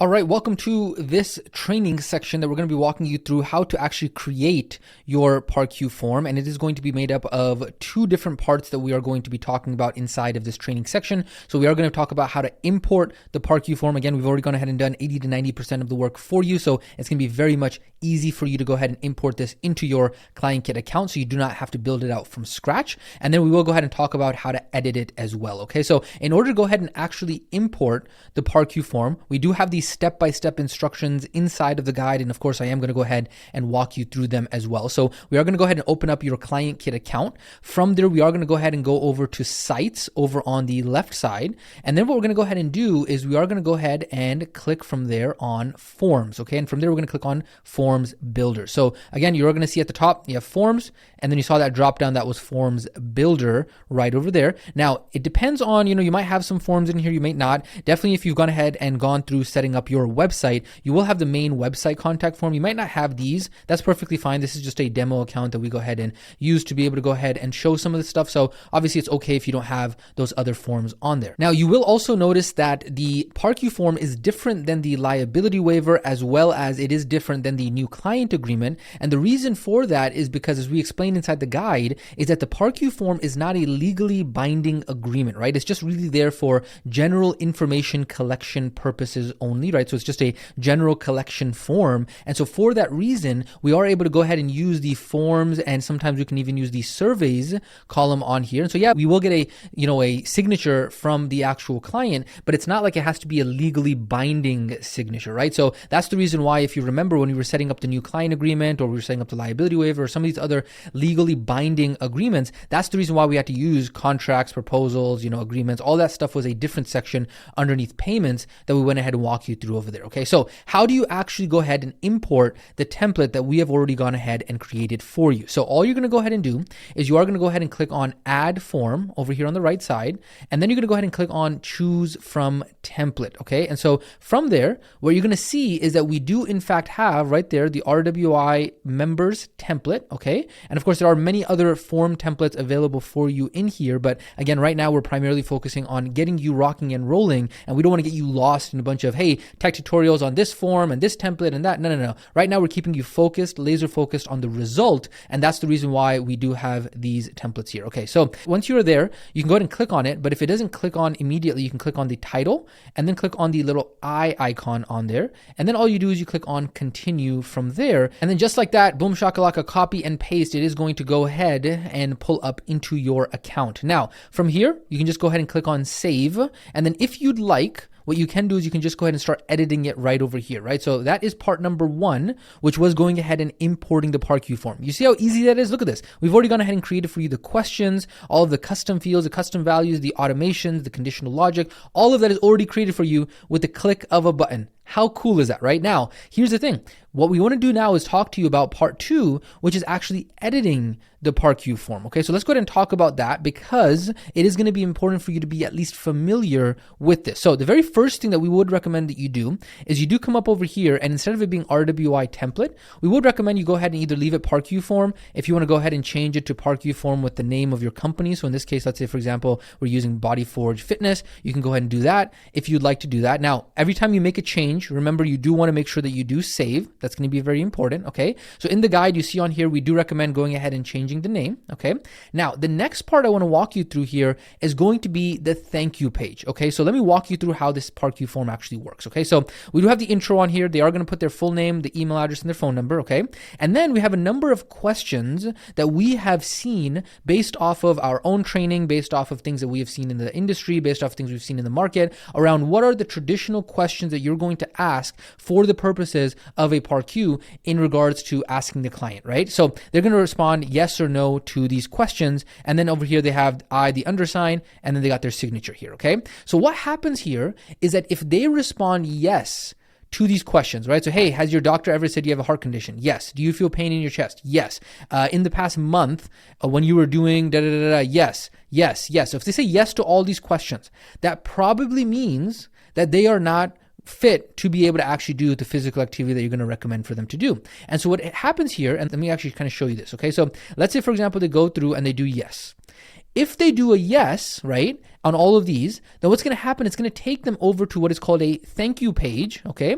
And the thank you page is going to have verbiage that is all about them saying yes. This is a conditional logic, kind of like a little bit of an automation there, right? Versus if they say no to this, then it's going to take them over to a different thank you page. It's going to have a different sign or a symbol on there for them. So how do we actually set this up, and how do you actually verify that this is in fact inside of the import that you've done, right? You want to check this so that way you're good to go. Well, let me show you what this looks like. So at the left side, right over here, you see this kind of like icon that looks like a puzzle piece, right? Let me see if I can zoom in for you guys and show you exactly what I am talking about right here, right? So I'm going to super zoom in so you can see what I'm talking about. We're talking about this one right over here, okay? That's really big, really right there, okay?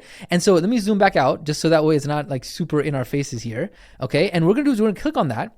And what you're going to see is that inside of your form, you should have this conditional logic, right? So in here, if I click on this edit, don't click on a trash can, don't do that because we've already gone ahead and created this for you. You don't want to have to do the work. That's the whole point of being able to have a plug and play system. And so if I click on edit here, you'll see that if any of these questions comes out as a yes, right? So, hey, did your doctor said you can't work out? If they said yes to that, or if they said yes to this one, or if they said yes to this one. So if any of those questions they said yes to, then, right? So you're seeing the conditional logic here, right? If they said yes to this, or yes to this, or yes to this, or, right, all the way down here, then, okay, what you're going to do is you're going to show a custom message once they actually go ahead and submit the form. What is that custom message that is going to show up on there? This is the text that we have gone ahead and already created for you, right? So thank you for completing the PARQ form. You've answered yes to one or more of the questions, which means that you need a physician's clearance in order to start the exercise program. And then it goes ahead and walks you through that. And then, of course, you can go ahead and, if you need, to change that. But again, we've already gone ahead and put together an evergreen template system for you there. Now, that is if they actually select yes to any one of the questions, okay? So how do you get to the yes questions? You click on the conditional logic button over here, okay?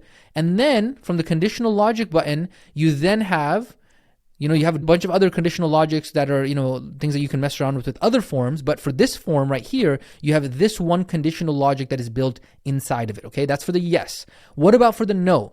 For the no, what we do is we click on right here, there's this kind of settings button, styles and options. And then we'll see that on submit, thank you for completing the PARQ form. You've answered no to all of the questions. This means, you'll see that all of that is in there already for you, okay? And then yes, you will see this error that's conditional logic will take precedence over this message. That's because we've gone ahead and programmed it over here. So that way, if they hit yes to any of the questions, it'll override this and it'll instead show the yes message that we went ahead and programmed earlier. Okay, so again, I'm walking you through this so that way you're empowered to understand, even though this is already built out for you, we want you to understand exactly what has been built out for you. So that way, if you need to make changes to it, if something doesn't function the way that you want it to function, you understand exactly how to actually tweak it. Okay, so inside of the guide, what we would recommend you go ahead and do is we would recommend you actually go ahead and just review the messages that are there. So again, go ahead and review this.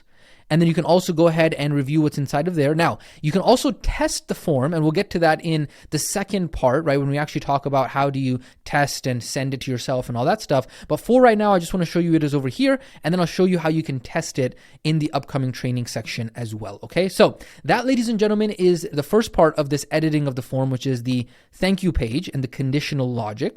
The next part I want to talk to you about is changing the questions, okay?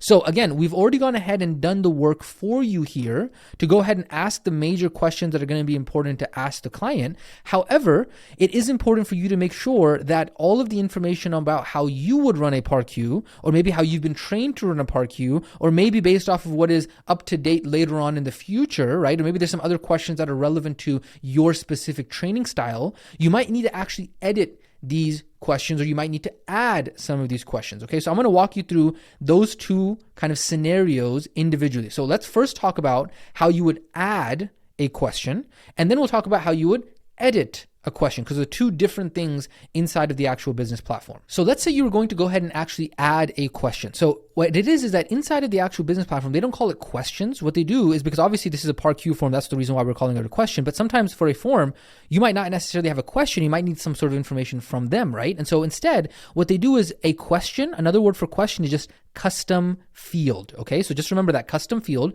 And so all you would do is, let's say, for example, you had something that you wanted to go ahead and add. Okay, so you would click on the add form element right there, right? So there's that little plus button on the left side.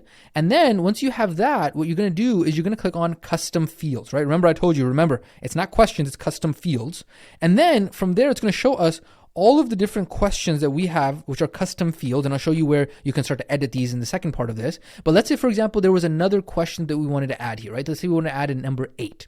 And so I click add custom field, and it's going to ask me, okay, what type of custom field is this going to be? Is this like a single line text input, multi-line, text box, numbers, phone number, drop down? You know, we have all these different options, okay?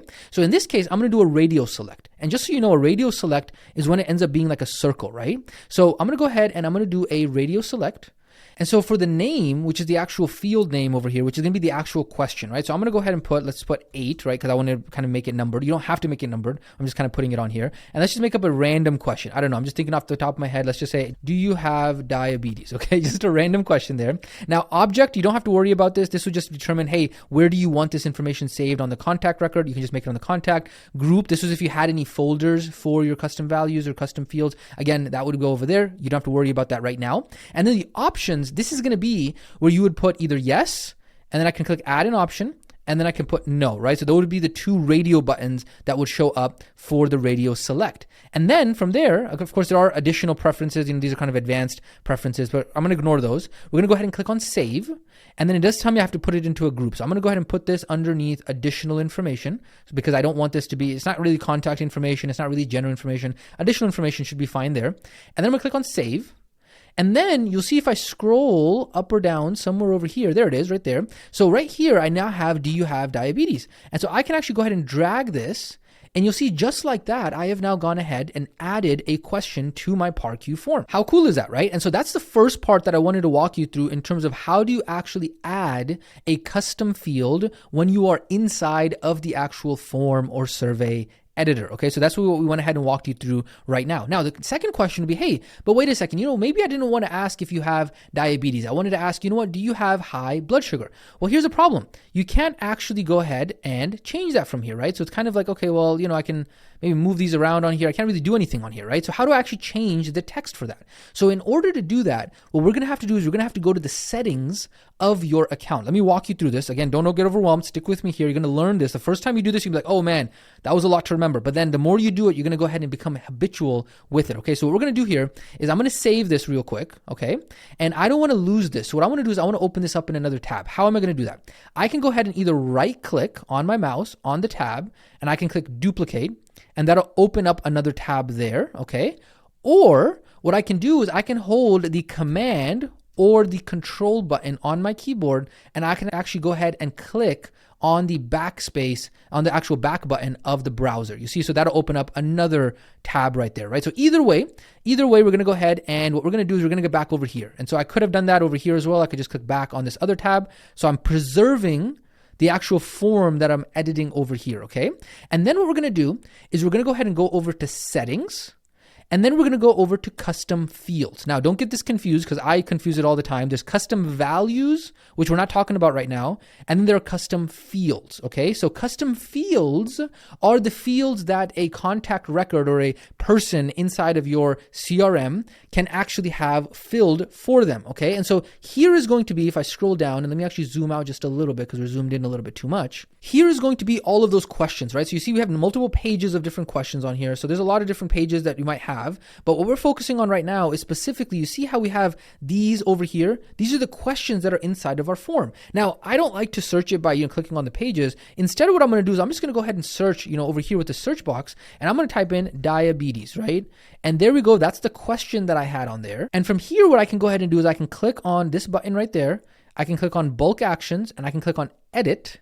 And there we are. We're back in the actual editor of the actual question. And now what I can do is I can go ahead and change this. Do you have diabetes? I want this to actually say, do you have high blood sugar, right?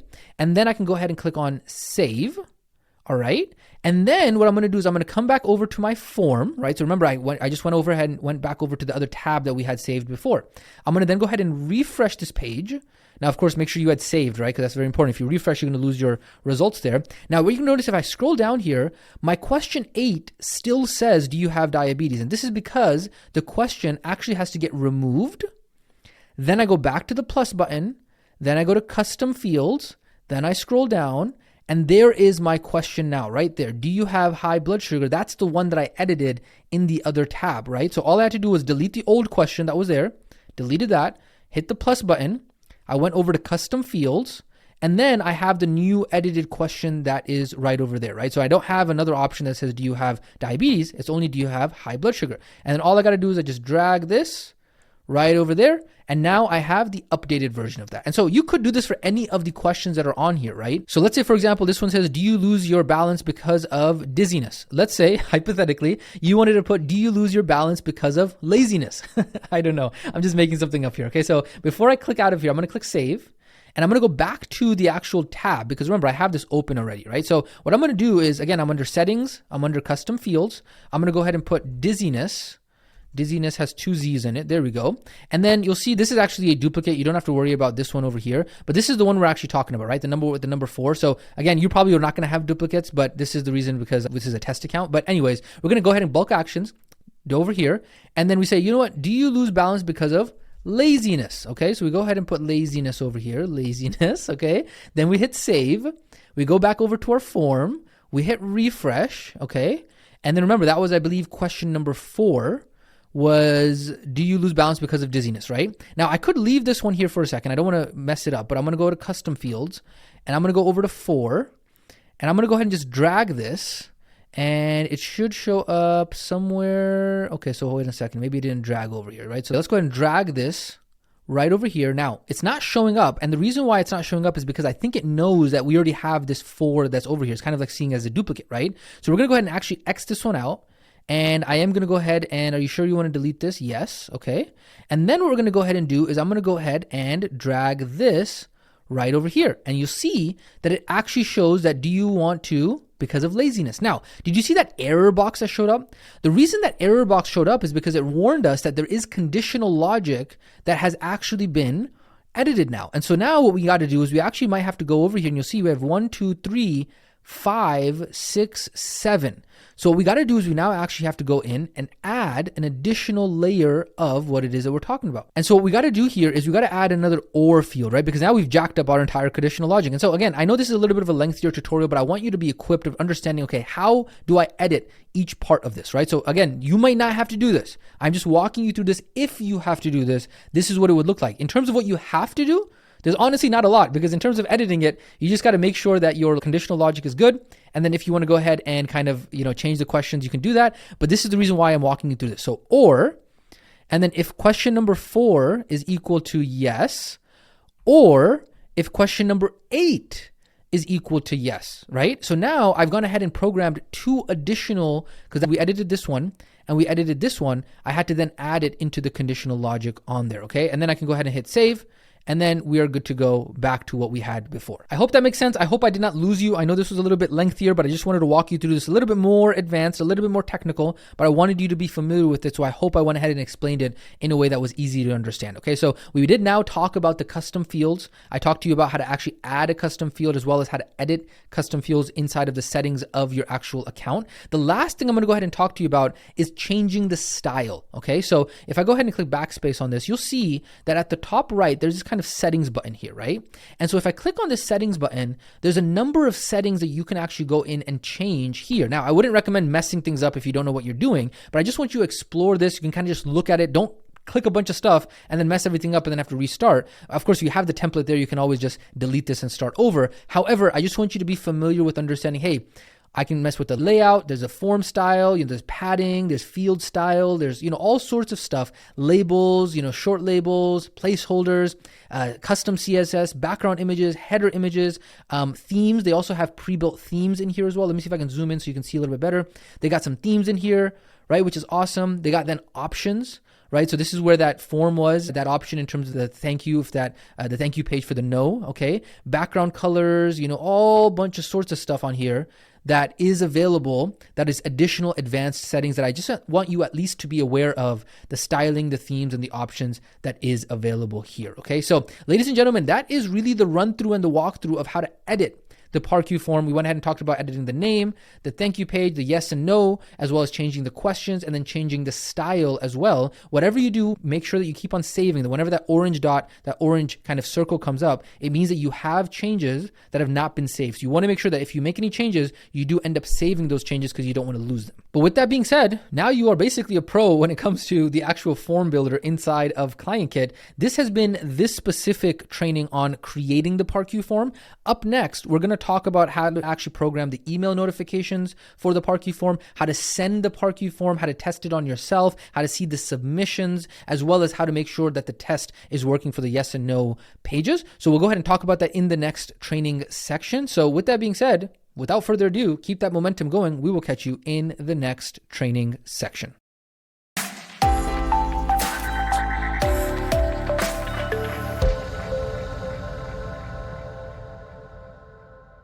All right, welcome back to this training section in which we're going to be talking about how to actually test the PARQ form. So far we've gone ahead and already talked about in the previous training section, importing the PARQ form, which was super easy because it's not a legally binding agreement. It was actually much easier for us to just literally give it to you, import it, copy and paste, plug and play. We talked about editing the PARQ form. That was a little bit technical. I know I went ahead and talked to you a little bit about some of the advanced features when it came to custom fields, as well as the conditional logic that we've already gone ahead and built out for you. But once you go through that, you're going to be a pro in understanding how the actual form builder inside of ClientKit works.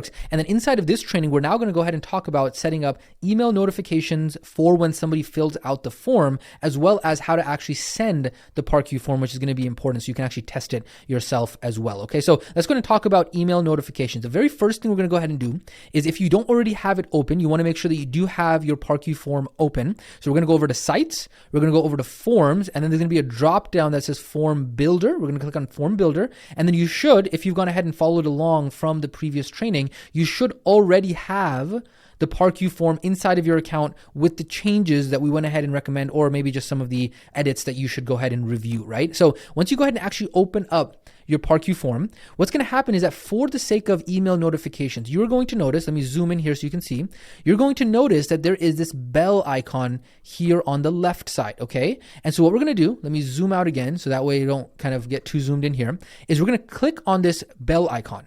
And when we click on this bell icon, there are going to be two options for us. There is email notification, okay? And then there is autoresponder. All right. Now, what is the difference between the two?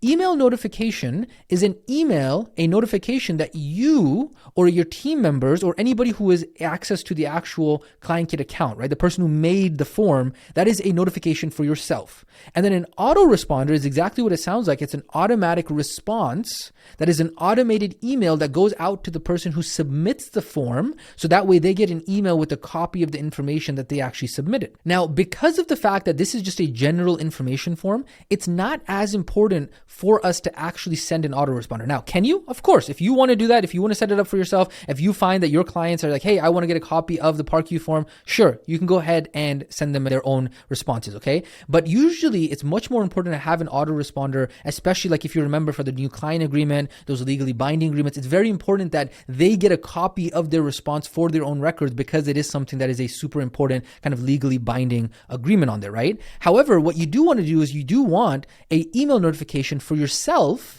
So that way, when somebody fills out your PARQ form, you know that they filled out your PARQ form, right? And so let me zoom in here so you can kind of see what we're going to do is we're going to go ahead and turn this on together. And how you turn it on is you're going to go ahead and click on that button there.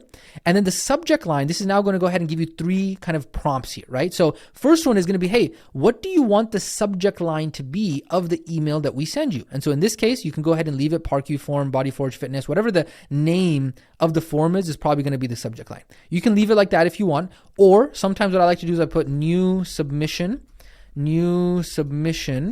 PARQ form, right? And I'll go ahead and take out the business name because obviously if I'm getting it, I am the business already, so it doesn't really matter. So new submission. And then email to. Now this is going to be where you can go ahead and put whatever email that you want to do. Now, typically we are going to recommend that you go ahead and put your support email or whatever you get your emails for the business purposes, right? So in this case, support at Bodyforge, whatever the company name is, fitness.com. Of course, yours is not going to be at Bodyforge Fitness. You're going to put whatever your support email is. And then sender name. This you can put something in here if you would like. Let's say, for example, you wanted it to come, so you can organize it in your email inbox.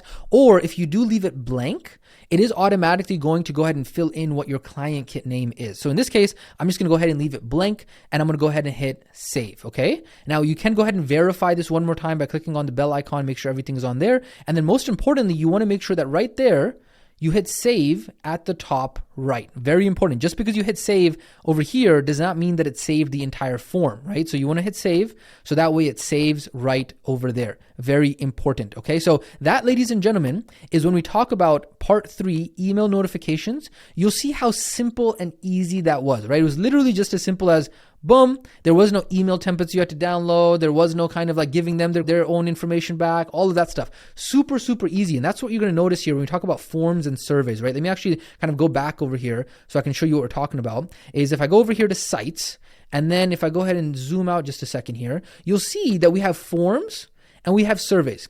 Both of these are fantastic features and tools to be able to use to collect information, right? So you're going to see later on when we walk you through how to set up an intake form for your clients, when you actually have a new client in an onboarding form, you want to get different sources of information from them. Forms and surveys are phenomenal. But when it comes to actually getting legally binding agreements, right? That's the reason why under payments, you got to have those contracts and all that setup that we did over there, because it's very different for forms and surveys compared to a legally binding agreement, like I've said 102 times already.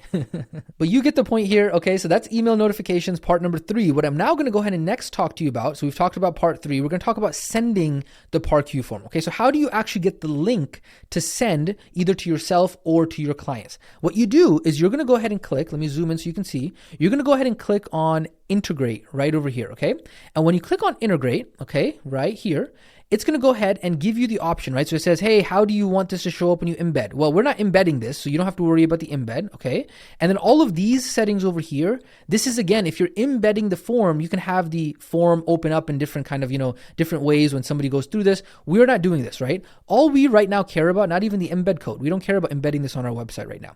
All we do is we have this link right here, which says copy form link, right?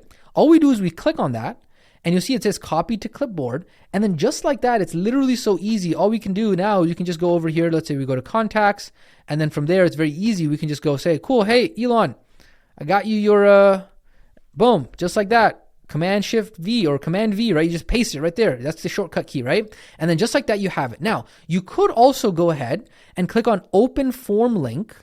And what that'll do is actually will open up the form for you inside of another tab, so that way you can actually go ahead and test it. So you can test it both on the desktop, right, which is on the computer, or you can also go ahead and test it on your mobile device by sending the link to yourself and then clicking on the link on your phone. Now, in this case, I am going to go ahead and actually kind of fill this out with you and walk you through this. So let's say, for example, my name is John Doe. Let's say my john@gmail.com. Okay. And the email, the phone number, let's just say, okay. And then from there, we say, you know what? Has your doctor told you have a heart condition? Yes. Do you feel pain in your chest? Yes. Okay, I'm gonna just answer yes to all of these questions. Okay, so let's say you answer yes to all these questions. Okay, and there's our other question. We said, do you have high blood sugar? Yes, I agree. Okay, and then you go ahead and sign. And then when you hit submit, right? So remember, we have that conditional logic. If you remember from the previous training, we talked about the conditional logic. That conditional logic on here, when I hit submit, you'll see that it's actually going to take me over to a page that's going to say, thank you for completing the PAR-Q form. You've answered yes to one or more of the questions. And then this right here is the response that's there, right? And so this is where you can now actually test and make changes, where if you're like, you know what, I don't like how it says this, or I want to add something additional. All you got to do is you go back over here, right? So you remember you have the tabs open here at the top, right? And so all you do is you click on there, and then remember where the yes was? The yes was inside of the conditional logic. We click on edit here. And let's say, for example, I wanted it to say, find out which community programs are safe and helpful for you. If you have any questions, reach out to the support team, okay? Now remember that, I added that there. If you have any questions, reach out to the support team. I'm gonna hit save, and then I'm gonna go ahead and hit save again. I'm then gonna go ahead and hit integrate. I'm then going to go ahead and open form link, right? Because I got to open another one because this is the old one. I can kind of close this one out. I'm going to go ahead and then fill it out once again. John Doe, let's say it saves all my information. Let's go ahead and enter in a phone number. Okay. I'm going to go ahead and from there, I'm going to go ahead and hit yes, yes, yes. Okay. I can even hit no for one of them. It doesn't really matter because remember the conditional logic, if any of them are yes, then it is going to say boom. And then you'll see, if you have any questions, reach out to the support team. So that right there has now gone ahead and been edited and added to the actual page that the person is going ahead and redirected to. Now, what I will go ahead and mention is that this is not technically a page that we built. It was just a message that is shown to the person according to the logical fields there. Now, can we go out and build an entire web page that looks a lot nicer than this and do all of that and then have that link to another thing and put it on our domain name and do all that stuff? Yes, of course we could, right? There's a whole bunch of settings there that if we wanted to say, cool, go to settings and go to options, and we say, cool, whenever you submit, open a URL and then open the URL and go to some other page. That's much more advanced. Right now, we're just showing you if you're just going ahead and rocking and rolling with the existing feature set that is in here. And then obviously down the road, if you want to get more advanced, you want to get a little bit more kind of, going more complex with this, you want to make an entire separate web page for this and you want to link it and all that stuff, that could also be a possibility, right? Let me actually show you one more thing. So if you go ahead and click on integrate over here, open form link, we're going to go ahead and be John Doe once again. So John Doe, awesome. Enter in our phone number, okay. All right. And then I'm going to go ahead and click on no for all of these this time around. Okay. So not a single one of them is going to be yes. All right. So no, no, no. Do a signature there, submit. You'll see that the actual message now shows up is you've answered no to all of these. This means that you are ready to go. And again, this message then comes because of right over here, options. And then we have this message that shows up, which was the no message. And we've gone ahead and explained this in the past, but I just wanted to walk you through that. That way now you can actually test it and see what it would look like, okay? Now, here's the other thing. We would recommend that you go ahead and test this on yourself, right? So go ahead and send yourself the link, go ahead and test it. The last thing I want to show you is where you can actually check for submissions, okay? So if we go actually, I'm not going to click back because I want to save this here. So I'm going to hold command on my keyboard. I'm going to click on back here. Open this up in another tab, okay? And let me actually show you where the submissions are going to be. So if I go ahead and go over to sites, and then I put my mouse over the forms button here, you're going to see that there's a button that shows up that says submissions, okay? If I click on submissions, what you're going to see is we now see all of the submissions that were here previously. And so that's where, remember what we saw? We had our submissions that we just submitted, John Doe, John Doe, John Doe, right? So we did that live. And then you'll see all of these submissions show up here. And I can actually look at the submissions. I can actually go ahead and download these submissions as a PDF if I want to go ahead and open it that way, right? I can actually go ahead and select all of them and delete all of them as well. Be careful with that. Don't do that, okay? You want to make sure that you're clear on that. But the point is that you can go ahead and see all of your submissions. You can go ahead and click on this and see all of your submissions based off of the type of form that they filled out as well. So let's say, for example, you had different submissions from different forms. All of that is going to be in here. You can also go ahead and see what submissions you had from a specific date range. So let's say you're like, you know what? I want to see all of the PAR-Q forms forms that were submitted, over the last week. You could go ahead and do that as well. You could also from here go ahead and export all of that data into a CSV file, kind of like a Google Sheets file or an Excel file. You could go ahead and do that as well. So you'll see it's extremely powerful what you can do with the forms builder, the form submissions. And they also have an analyze over here. You can start to see, hey, let me see how many form submissions I got based off of the reports and the data, right? So you can go ahead and see based off the date range, how many form submissions you got. So that might be something mainly you use for like sales and marketing purposes, maybe not so much for a PAR-Q form, but you're getting the gist of this, right? I'm just walking you through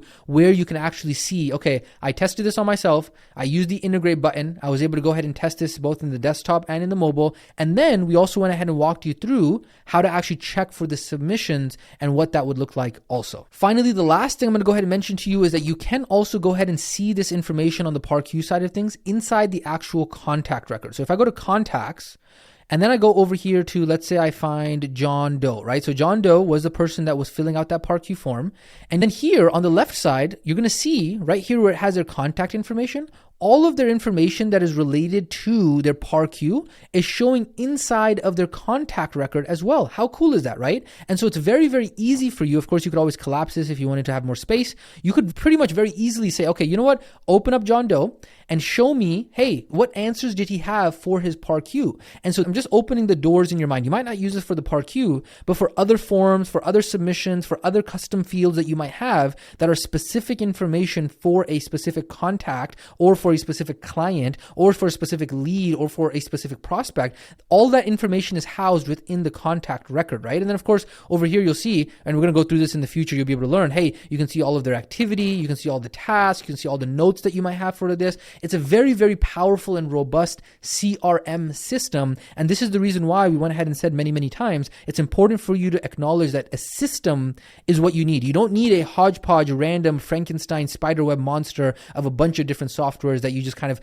collected over time. This is the reason why we're walking you through this entire system step by step by step, so you understand how each of the parts of the system work and how everything is actually connected together. So it makes it seamless and easy for you to run your business rather than you having to be busy with tech and connecting things and all that. So instead you can be focusing on the marketing, the sales, the fulfillment, the serving of your clients, and focusing on the things that are going to generate for you the most income, impact, and freedom. So that way you can have what it is that you want in your life. Okay. So that, ladies and gentlemen, I know it was a little bit lengthier, but I wanted to make sure that we extensively go through exactly how to send the PAR-Q form as well as how to test it on yourself. But that pretty much is the end of this training section. When we talk about how to test the PAR-Q form, we went ahead and really got into the nuts and bolts here, but I hope you learned a tremendous amount. But by the end of this, you should have your PAR-Q form ready to rock and roll. Congratulations, ladies and gentlemen. We will catch you on the next training section.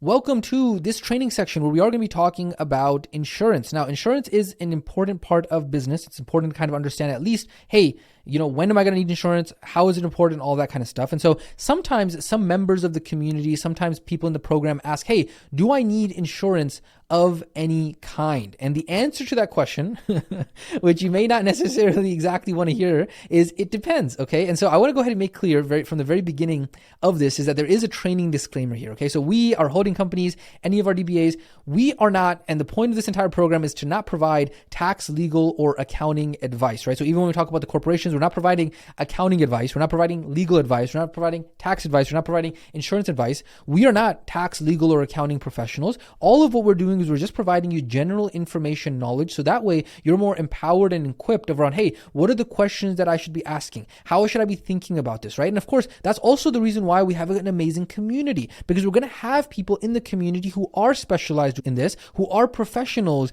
in these topics. And so that way we can all grow and learn together as a community. There is no guru on the mountain here and where you're looking for us to be able to give you all the answers, right? This is why we give the training disclaimers. We say, hey, you know what? Let's work together as a community. Let's bring in experts who specialize in these things. And that's going to be something that we definitely go ahead and do in the community as well, is that, hey, if we see that a lot of people in the community in the program are requesting this and are struggling with this, hey, we'll go out there, we'll make some partnerships, we're going to negotiate with some different providers, we'll go ahead and bring in the experts and the specialists to actually do maybe some webinars, some coaching calls, some master classes. Maybe they give us some, amazing deals and We can negotiate some amazing deals for our community. All of that is only going to happen when you engage in the community and let us know exactly what it is that you are looking for and want out of the program. And so that's exactly what we're going to do inside of this training section, is just walk you through some of the questions to think about when it comes to insurance. Okay, so hey, when will I actually need insurance? So some of those people who are maybe in the program who, let's say, for example, have a background being medical professionals like physicians or licensed therapists,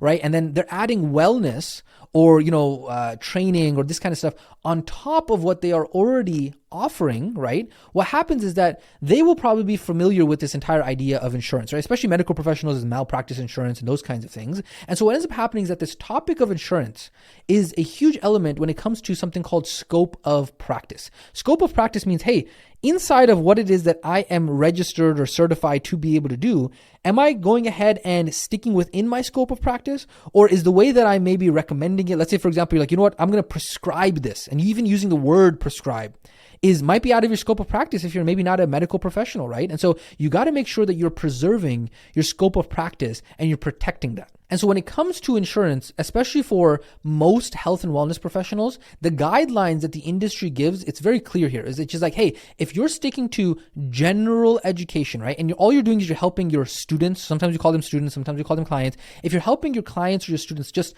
develop skills and education around living a healthier life of wellness, then there's not really insurance that's required in order to help Tina walk more and eat less cookies and go to bed on time, right? So if you're staying within that scope of practice, then you're really not going above what you're allowed to do, right? Because all you're doing is you're doing, hey, general information purposes, you give the disclaimers, you say, hey, you know what? I'm just giving you some general information. Now, if you go and God forbid you tell Tina, hey, don't take this medication, wrong, do not say that. Terrible, okay? Very, very bad, okay? Because of the fact that you are now going out of your scope of practice, right? There's a box of what you're allowed to do as a general wellness practitioner, okay? In the same way that, hey, if Tina's mom or Tina's friend was helping her eat less cookies and walk more and go to bed on time, that's just general wellness education, right? That's just stuff even on the internet that's available there, right? But then when it comes to, hey, medication, stuff like that, right? Maybe Tina has a condition, a medical condition. You're now going outside of your scope of practice, right? Either above or below, right? You're telling her, hey, don't do this or do this, right? Don't over here, don't, or do this. That's outside of your scope of practice now. And so what you need to understand, especially when it comes to insurance, is that you always,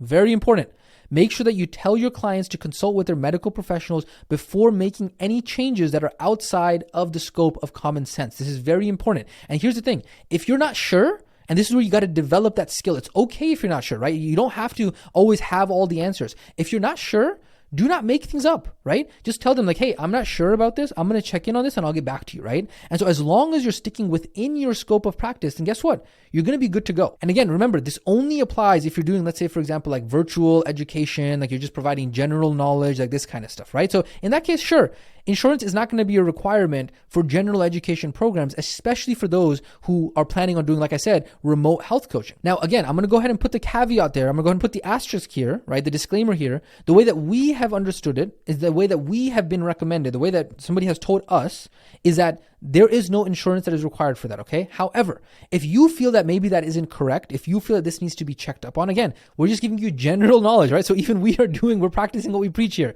right? So we're just giving you general knowledge. If you're not sure, you got to go out and check for yourself, okay? So that's, of course, in the remote health coaching general education space, okay? But when you talk about specifically, we talk about in the gym, or maybe, for example, you're going to be a personal trainer, or you're actually going to be working hands-on with somebody, or you're going to have a facility of your own, right? Especially in that case, right? If you're working at a gym, you're providing services, all that kind of stuff. Yes, in that case, of course, you're a kind of employee of the gym. So there's no insurance that is needed because the facility is going to take care of that. But let's say, for example, if you yourself are the facility, right? If you yourself are going to be on your own, right? The liability is on you. You're going to be providing personal training, corrective exercise, physical therapy, massage therapy, etc.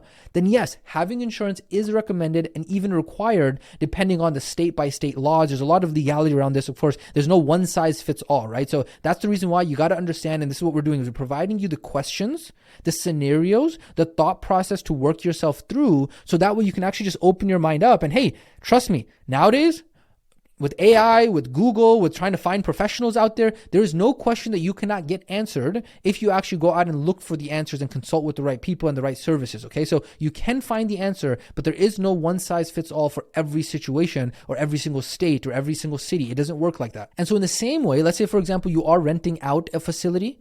In that case, normally insurance is going to be required. In fact, some facilities when you're renting out will not even allow you to rent out unless you have your insurance in place. Or let's say, for example, going to be doing personal training out of your garage, right? Or you're going to be kind of doing it in a client's home or at a park, right? Insurance is going to be required because who's the one who is the professional leading these sessions? It's going to be you. The same thing applies also. So let's say, for example, you're a massage therapist, right? You're going to offer, hey, I'm going to go on the go massages where I'm going to take my chair and offer a massage on the go. Typically, insurance is going to be required in those situations as well. Now, there are tons of different insurance providers out there that specifically work with health and wellness professionals. So this is going to be where you're going to have to flex your resourcefulness muscle, do a little bit of research, see what's out there, and kind of talk to some people around this. And of course, if this is something that you need, this is the reason why we've built this program as a community-based program. Like I said earlier, if this is something you need, you have to be vocal about it. You have to go ahead and let us know about that. You have to let the other community members know about that. You can go ahead and kind of recruit other community members and other people who are in the program and say, hey, this is something we need. So that way we can make sure that the entire community is prioritizing that, and we can go ahead and really bring in those types of, negotiate those partnerships, find out who's specialization in that, bring in people who can do master classes and further educate the entire community. Because the truth is,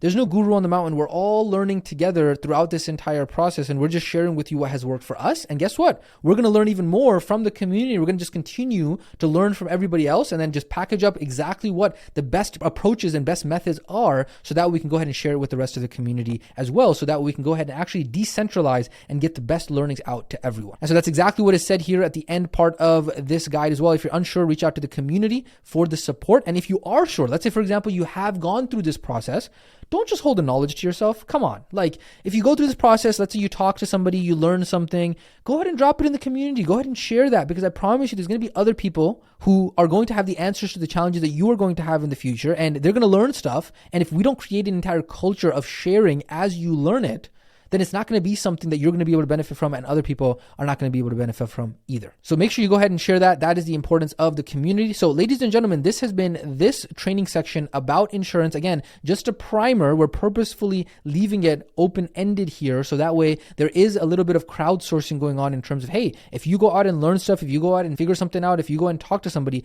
please go ahead and share it. And now we've gone ahead and provided a little bit of a base, a little bit of an introduction of, empowering you around what questions to ask and what are the things that you could be thinking through. But with that being said, make sure you go ahead and let us know in the community what else you'd like to know about this, and we will catch you in the next training section.